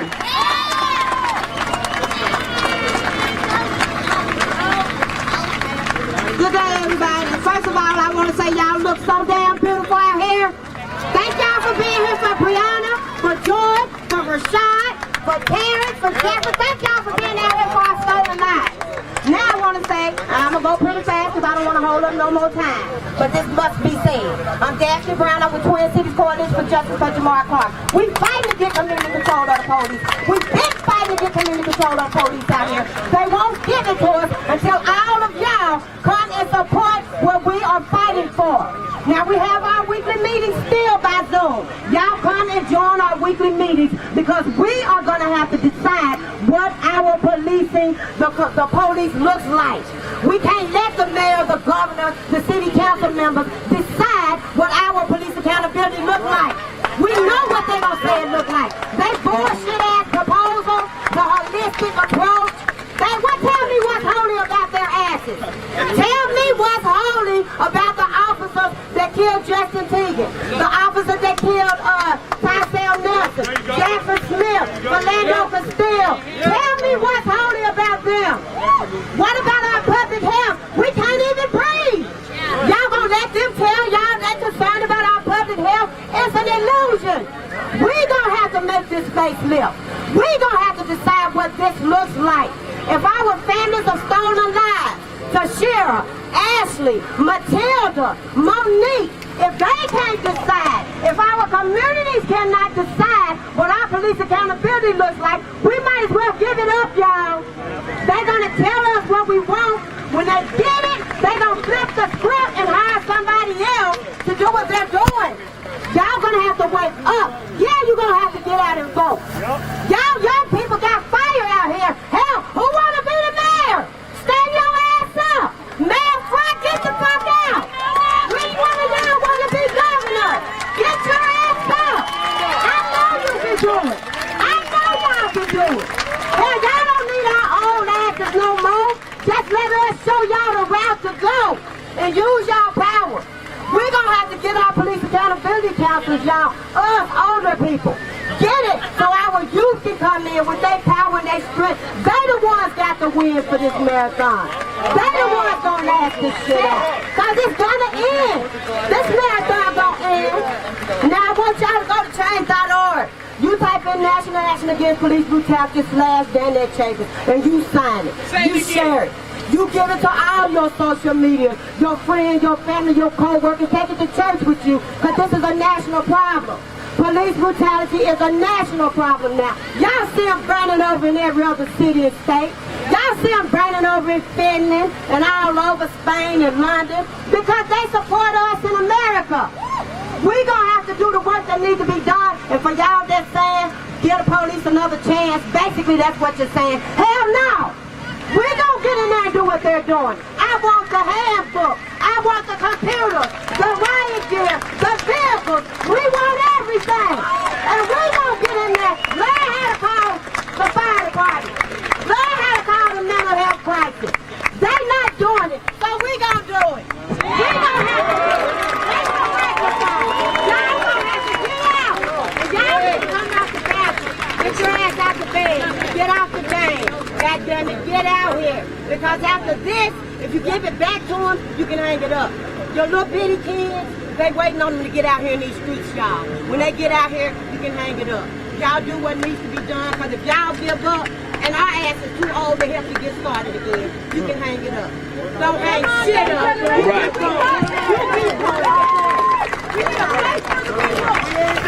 Change.org/National Action Against Police Brutality. Also 4th of July, 3 p.m. at the Stone Arch Bridge. The Black is Beautiful bike ride is taking place. 4th of July, 3 p.m. Stone Arch Bridge. Hey, put a fist in the air for reminder. Everybody should have a fist in the air if you believe in true justice, true unity. I'm an artist born and raised here in the Twin Cities, and I just got some words of wisdom to share. I said Black Lives Matter. All lives matter. You matter. I matter. Got the security already. You see, when I say Black Lives Matter, it is not to disintegrate any other race because skin tone is just a shade. Different colors, but all the colors. Living different lives, and we all have lives, and we all matter. But Black Lives Matter, you see, black and brown people for some reason have been treated differently. We can take it back to the 16th century when we were being shipped overseas. See, there was this man who spoke to me in my dream. He told me to follow the dream. Go create a scheme that'll prevent another dead teen. And that's why Black Lives Matter, I mean. Would it matter to you if people you easily compared to keep dying around you? And you similar thinking you can die too? Tell me you won't try to take a stand. I'm not racist, I'll shake a hand and make a friend. I understand that we both are woman and man, but Black Lives Matter again. Why? They just killed another person again.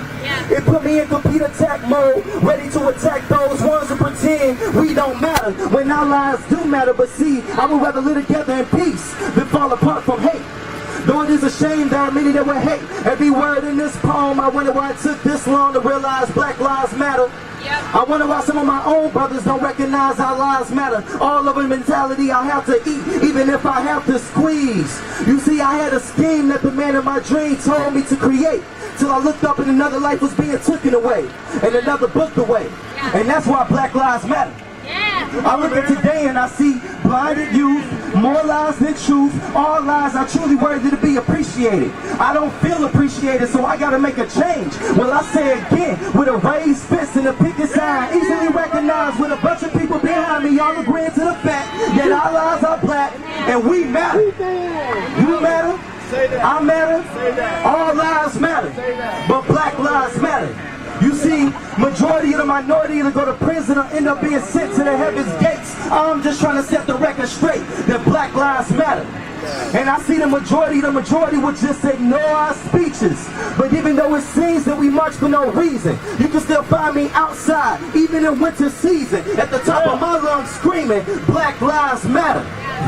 Over and over and over, until we find closure, or at least come closer to equal treatment. No need for policemen to strap up like we come to start a war, because all that does is start a war. And I see a war has begun, but war is not the way we'll be able to escape this madness. I'm just asking if you can understand this definition of Black Lives Matter, and our true mission of Black Lives Matter is to eliminate the resentment in Black lives that matter, then go spread the message that Black Lives Matter. You see, I thought I had a scheme that the man in my dream told me to create, till he appeared in another dream one day and reminded me that some people are eyeing me, so I have to try to be careful because they don't care for you. Apparently lives don't matter, not until that life is shattered. But before that life is shattered, we need to realize that we do matter. You matter, I matter, all lives matter. But what is more urgent is that Black Lives Matter. Proud to the people, man. Proud to the people.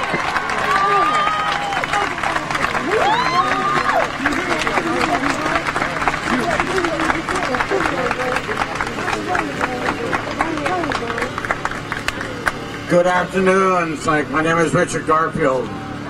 I'm a Spirit Lake, North Dakota, full-blooded custard killer.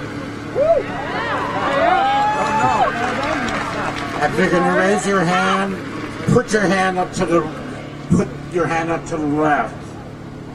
That's where it should be. That's who we should be. We're all united, and this has really got to stop. But overall, yeah, we're all together here, and I'm just watching people come united, and it's just amazing.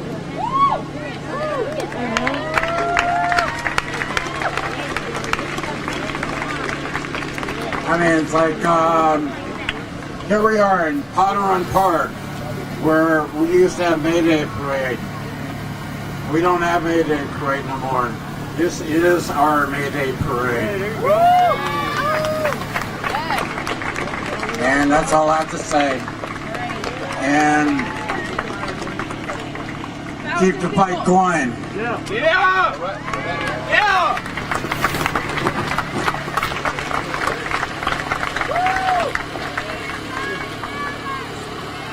Good evening, everyone. My name is Alexis Kramer.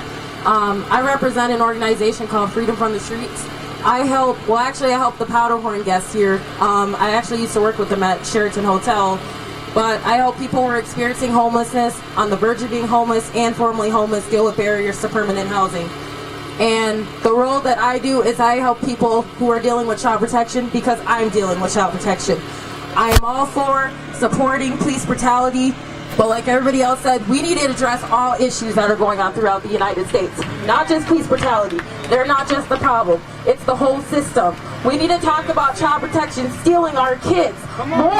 More than likely African Americans. My 2 children were stolen from me a year ago. And now I'm currently homeless because of them. I'm scared I'm not going to be able to get housing because of them. Because all child protection does is block people from getting housing. That's what I'm here to support. The Powderhorn people, they got a lot of people who are dealing with child protection there, and I can't help them because I have to help myself first. And that is what I'm here to tell you all. Do not stop fighting. If you all got children, would you want your children being killed in the system? No. You need to stand up for parents who are low income, or everybody who has been hurt by the system. We all need to come together as a community. And it's not just child protection either. It's homelessness, education, mental health. It all ties with the system. But they think that they can define who we are. We know who we are.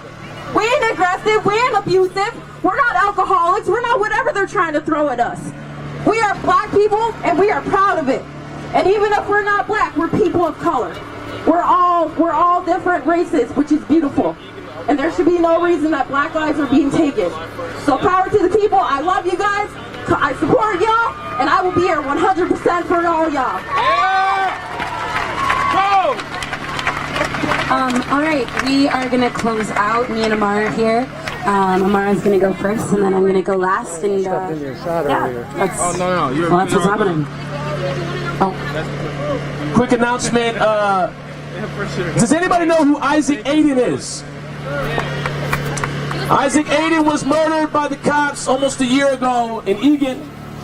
And Wednesday, July 1st, at the Eagan Outlet Mall, we're going to be doing a giant march for Isaac Aiden. The thing is that you're hearing right now is you heard about George Floyd. But while you weren't at the table, while the city council wasn't at the table, while Mayor Fry was applying hair gel, there were lots of black bodies getting killed, lots of names stacking up, and you're just hearing about them all. And there's a Facebook group for every single damn one of them. There's a family for every single damn one of them. And there's a march for every single damn one of them. So if you show up here, you better show up Wednesday, July 1st at the Eagan Outlet Mall to march for Isaac Aiden. It's also for Somali Independence Day. Give it up for Alicia and Amara.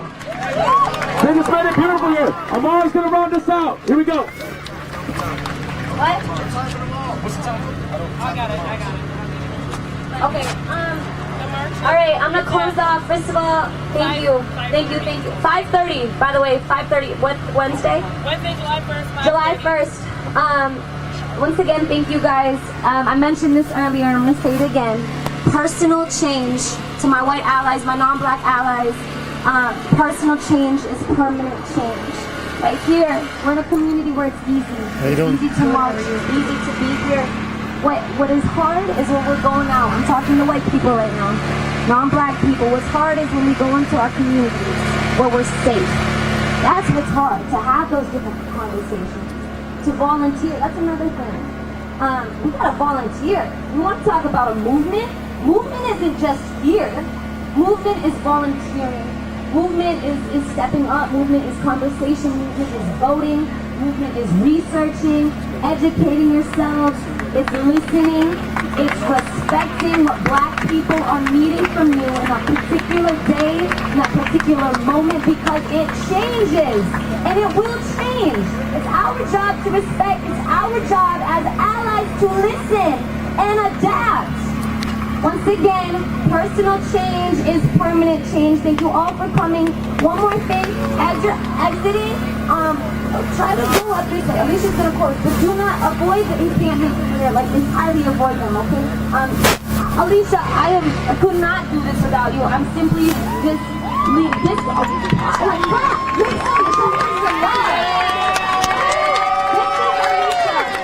Alicia, I love you, and I am just following your lead in this. I'm an ally, and I love you, sister, and I look up to you. Go ahead, take it away. All right, so I'm gonna close with 2 poems, but before I do, homeless community over there, if you have donations, they're good on food, but they need things like sandwiches, bread, meat, like things that are easy to make. They need tents, blankets, flashlights. So if you have any of that, please bring it over and be cautious, because it is a pretty large encampment. And I got it wrong. The economic blackout starts on July 7th. I'm sorry, I'm human. All right, thank you all for coming. I have 2 poems. One of them I actually wrote for my niece. It is based on my experience growing up in primarily all white schools. So all my allies, all my female white allies out there, this is not a bash on you. It's just something I wrote when I was really hurting. And I want to read it to all my little black babies out there, all my little black girls out there, okay? All right. I now understand why they fear their brown boys sitting next to white girls. Oh, perfect white girl.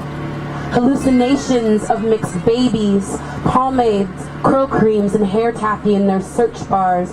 Replace Converse with Jordans, studs for hoops. Frequent my parties. Dance to rap music. Stand as close to me as possible. Hijack my melanin. Snatch my clothes. Insist I straighten my hair, not because they liked it. They were timid of me. Sappy, jumbo lips, almond eyes, and epic booty. Hated me so much, had to make me oppose myself. Chocolate lady, chocolate lady, you never have to be them. You were never meant to be them. No need for Nesquik. My darling, you came with all the right stuff. Oh, yeah. And this last one is very short. It's kind of just a plea, because my biggest fear when all of this started is that it would stop. I had many nights where I just cried myself to sleep because I was so afraid that in 2 weeks, in 2 months, in 2 years, this all would get swept under the rug and we'd have to bring it all up again. And so I'm just begging you all to keep going. I know that it's hard. I know that it's a lot. But we love you and we appreciate you. So here's this last one. Promised to protect. Stood on my neck. Swore to not kill me. Turned around and milled me. There is a lot to fix. Please grant me this one wish. Do not forget. Thank you. Thank you all. Everybody get home safely. We love you all. I think there's stuff going on 38th. I would love it if like my friends, family, and stuff who came and haven't said hi would come say hi up here. I'd love to see you. Bye, everybody. So for those of you who are staying, Hey y'all, we're here with the Mike Freeman campaign. So all these people shouting about how we need to get rid of the wrong people. Mike Freeman is the wrong people. He's the county attorney in Hennepin. So if you are a registered voter, In Hennepin County, we are here with the petition. Please stand with us and sign our petition. We'll wait until all of you are done. Or you can also go to recallfreeman.org. That's recallfreeman.org. You can only sign in person. Thank y'all for coming out. Peace.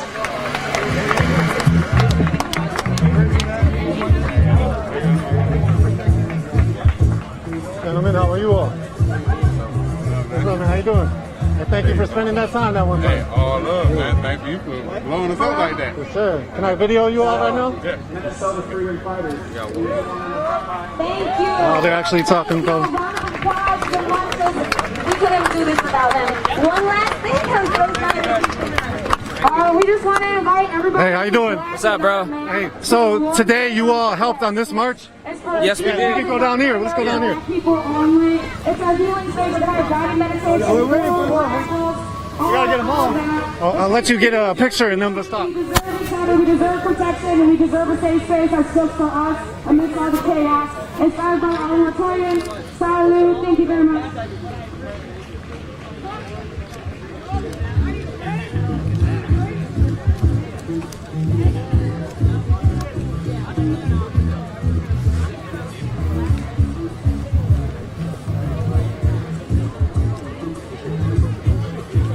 So again, this is Minnesota Freedom Riders. You can check out their work. They have a Facebook page. They've had a few press articles that have been released about them, as well as a documentary on BBC featured them in it. We talked to the two folks in the middle. We're going to talk to them again real quick. We talked to them last Friday during Juneteenth. You see people leaving the park. What's up, man? How you doing? What's up, bro? Hey, so you all protected this march today? Oh yeah, just so you guys know, there is a rebrand to the name. Freedom Fighters is the thing now. Outside of Freedom Riders, we are that same entity, but it's a little bit going on right now. So if y'all gonna look us up, look up for the Minnesota Freedom Fighters. Okay. Are you still under the same Facebook page, or is it? Yes. Everything will be the same. Okay. Just the name. Everything the same. It's just legal. The name. Yeah, it was an old school name, right? Yes, sir. Yep. Okay. Historical motivation behind it. Right, and so it's now changed to Minnesota Freedom Fighters. Yes, sir. Same motto, same mission, same faces, same people. Yeah. So we talked to you all last Friday, and it sounded like you all are the new thing that the community can call when there's an issue. How is that going since last Friday? It's still the same. We still got like a majority of the same support, but there is a fine line that we do got to clear up. You can call on us, but the thing is that some people are starting to take it as us trying to be the cops or the police. We are not trying to be that. We are just trying to be the bridge and the connection between the two entities, which is the community and the police. So don't get it misconstrued. We still with y'all. We still love y'all, but we are not trying to be the cops. And that's the big fine line right there. So everything is still the same. We're still pushing for the same thing. Like my brother said here, we're pushing for the same mission, the same agenda, the same outcome. But just keep in mind, we're just trying to build that connection and be that bridge, be the mediation between the cops and the community. We are not trying to be the police. Right. How has it been going since the last week we talked to you? Everything been going smooth for us per se, but for the neighborhood, the gun violence is mind-blowing. People call it, where are the freedom fighters? There's nothing we can do about gang violence. You know, that's not what we're here for. But for protection for the community, like the marches and the protests, and if someone is vandalizing someone's home and stuff like that, we are there for that. But the gun violence, that was happening before us. It's happening now, and it's going to happen after us. There's nothing we can do for that. The police couldn't stop that, you know? And as much as we want to intervene, you got to think about it, okay? For any male, and it's not black, white, or anything, for one male to be upset about something else and be approached by another man telling you you can't do that, think about the outcome of that. We're men, and we're risking our life to do that type of thing, and then he sees us coming with weaponry. You're going to not respond to that in the best way. So the best way for us to do that is to tell you guys, anybody that's listening right now, if you have some type of influence, if it's in the hood, if it's in the suburbs, you do your part. You do your part, like my bro just said.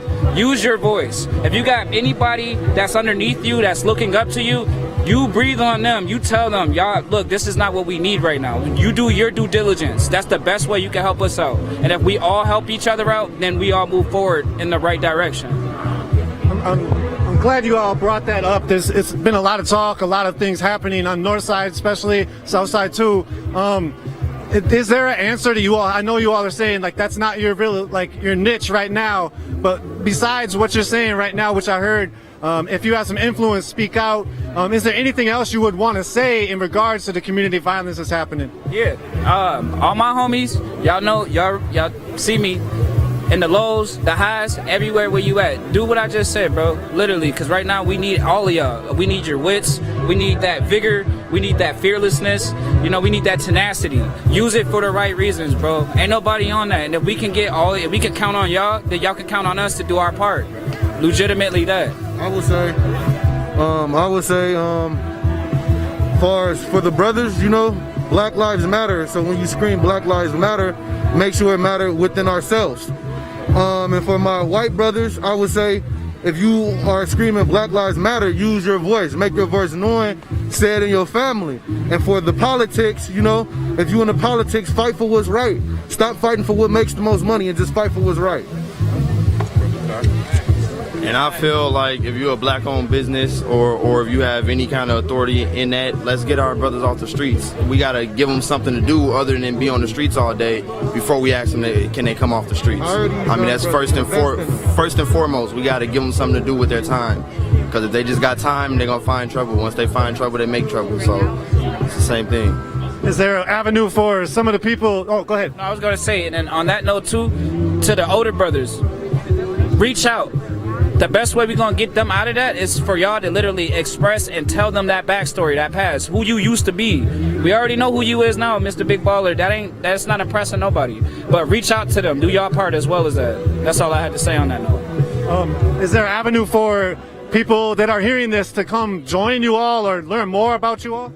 At this very moment, we're creating a criteria to, you know, bring in new members. But you can hit us up on the Facebook page, Minnesota Freedom Fighters soon, and Minnesota Freedom Fighters for Instagram. Hit us up, let us know you're interested, and when we are done with our criteria, we will reach back out, and that's a promise. Yeah, talk about it. Is it a GoFundMe? Yeah, I was going to say, feel free to donate. We are taking in all donations right now. Anything that you have. Beggars can't be choosers right now, but we're trying to get everything up and coming, everything that we need to be able to better assess situations and help out, whether it's community outreach, giving out food, water, you know, maybe even albuterol inhalers. You never know, but you know, people need things as well as our guys do. We might have a diabetic on the team, so insulin, plates. It may sound aggressive, but if we're going to be responding to it, we do need some type of restraints like zip ties, you name it, you know what I mean? The GoFundMe, Minnesota Freedom Fighters, GoFundMe, he can give you more information on that one. Yeah. All the links will be on our Facebook page and on our Instagram page, so just follow us on both of those, and you will see the link, and you donate whatever. It don't have to be money. It doesn't have to be money. We have a list on there. Whatever it could be tissue, and it's not even necessarily for us. Maybe we will give it back to the community because that's what we do as well. So thanks for the support, the love. Shout out to Unicorn Riot. We appreciate you, and we are the Freedom Fighters. Appreciate that. Can I ask you one question real quick?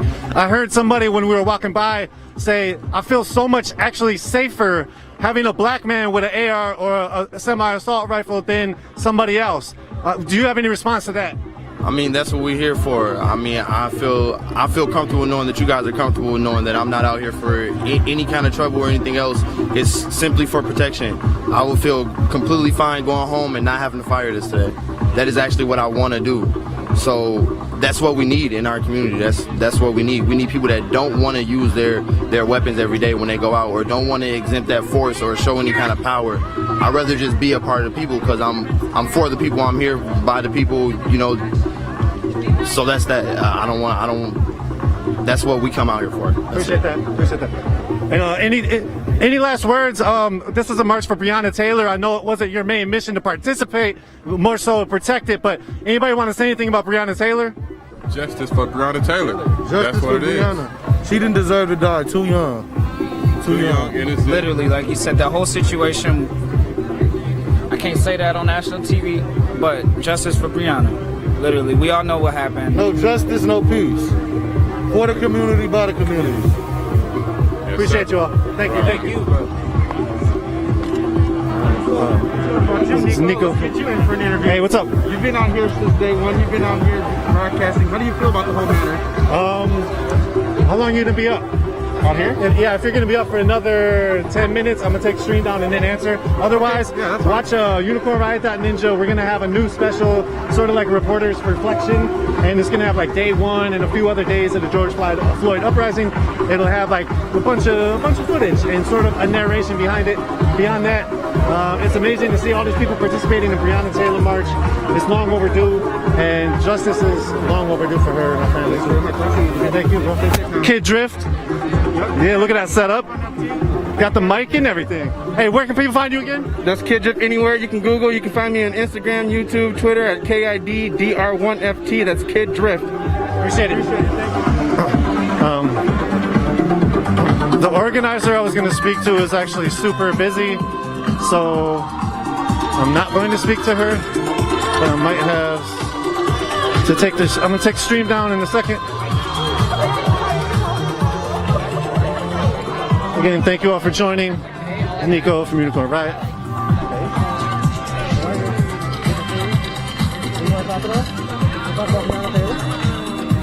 We can, but I just got here. You just got here?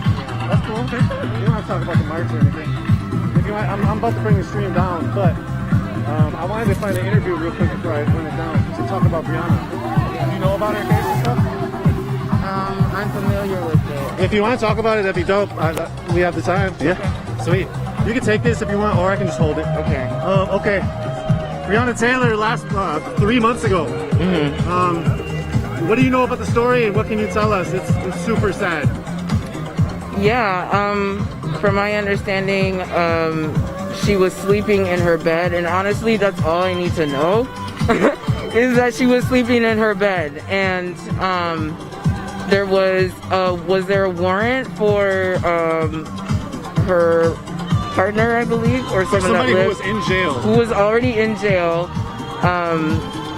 and they just barged in and shot her 8 times, I believe, and it's just incredible, like that you could literally be in this state of sleeping and still be unprotected. Like, sleeping is something where you should feel the safest. That's when you're most relaxed, and to have her life stripped in that way, it's too much. It's too much, you know? So I don't know. And just the fact that she was like an essential worker, and I was an essential worker myself, it's really painful. Like, we're out here trying to protect the most vulnerable, to serve them, and then in turn you get killed, and it's inexcusable. It's inexcusable. So I don't know. It's too much. It's too much. And her killers have still not. Only one of them has been fired. Yep. And that's pretty much it. So we need more justice than that. Right now, I'm currently, struggling with like the abolition framework that like we cannot have, like prison is not something that we should be going for, and so part of this has also been trying to reimagine what consequences look like for people's actions, for cops' actions, when we want to, and we should be, shutting down prisons as well. I'm still struggling with that, and that's a really good point. Yeah. Is there alternatives that you have in mind that are possible, maybe consequences, for lack of a better term, for an officer than throwing them in prison? I honestly, I'm sure that there is, and the only thing that I can think of is that has to be up to Breonna's family. It has to be up to the families of victims of police violence to determine what feels like justice for them.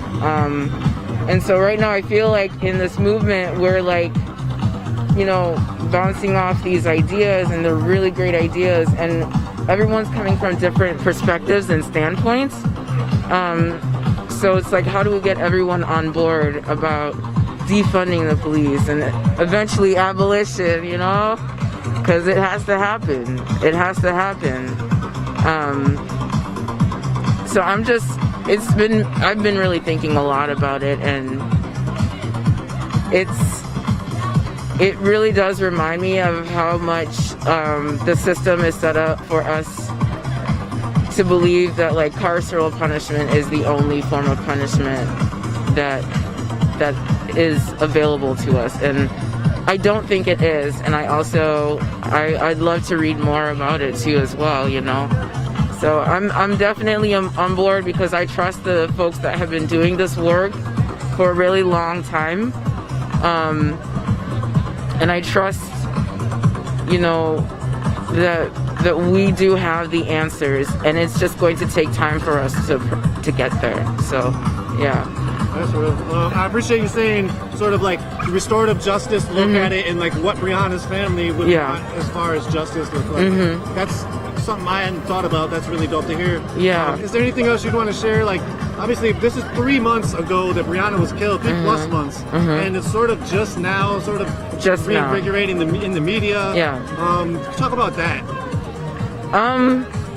It's really wild because, you know, I just learned about Elijah McClain, and I'm like, what happened? Where was I? What rock was I sleeping under? Because it blows me away that this happened in August of 2019, and it's just picking up again. And the same with Breonna Taylor. It's like, how is it that 3 months later I'm just now learning about this? And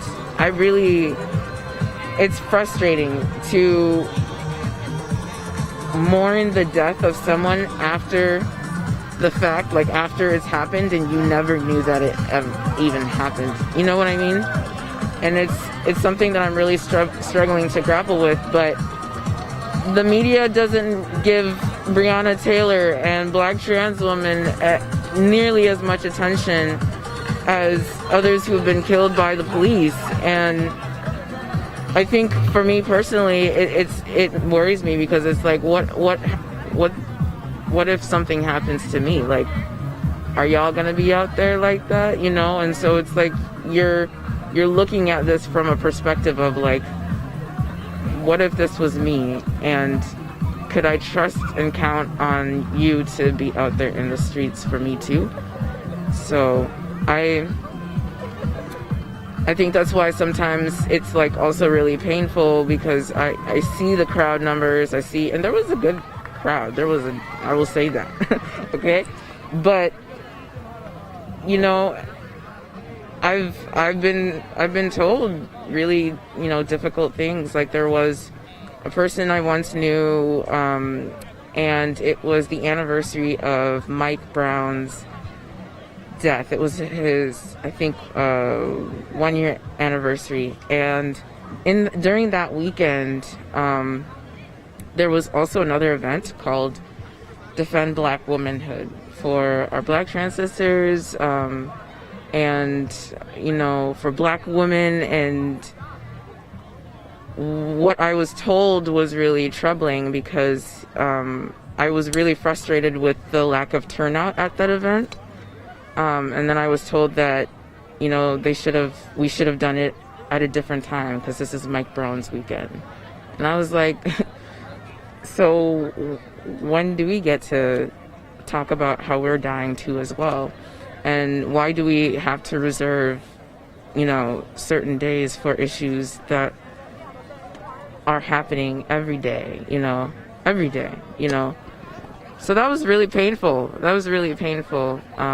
One, that people didn't really show up. And two, that like I was told that this was a day that was reserved only for Mike Brown. And I know for a fact that it is bigger than Mike Brown. All love to Mike Brown. But it is bigger than Mike Brown. It's bigger than George Floyd, you know. It's bigger than Ahmaud Arbery. So I think about that often, and I really hope that people continue to show up for black women. I really do. Thank you for all that. Yeah. Anything else you'd want to say? I know you're probably still like working in the middle of photography. I want to say, Minneapolis, I see you.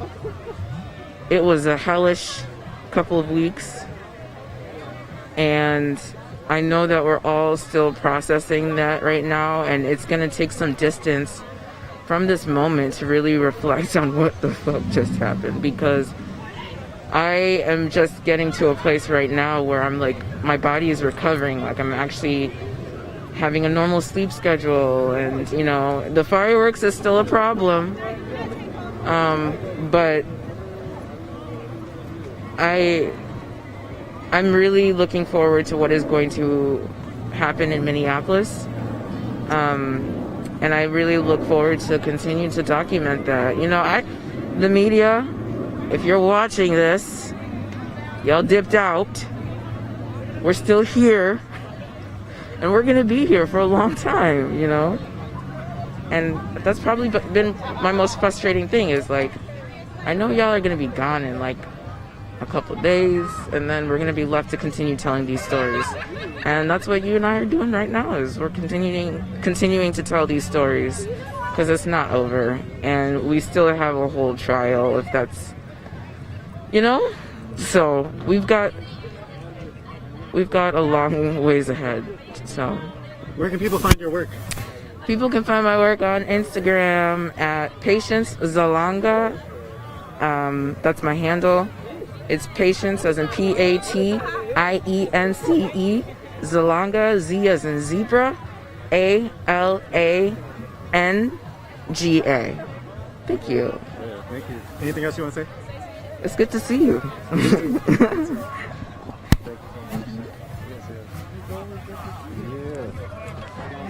All right, thank you. We can take the stream down. If you are on the back end hearing this, we can take the stream down. Thank you all for joining. This is Nico from Unicorn Riot.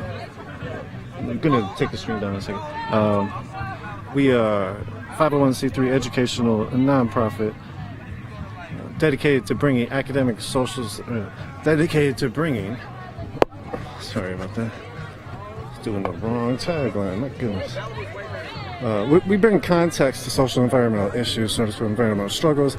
We also spotlight and highlight alternatives in today's globalized world and alternatives to capitalism. Again, this is Nico from Unicorn Riot. I think Dee and Chris ran the back end. Thank you so much for running the back end. Everybody, check out our Twitter feed. You are _ninja. Facebook, we're on YouTube, we're on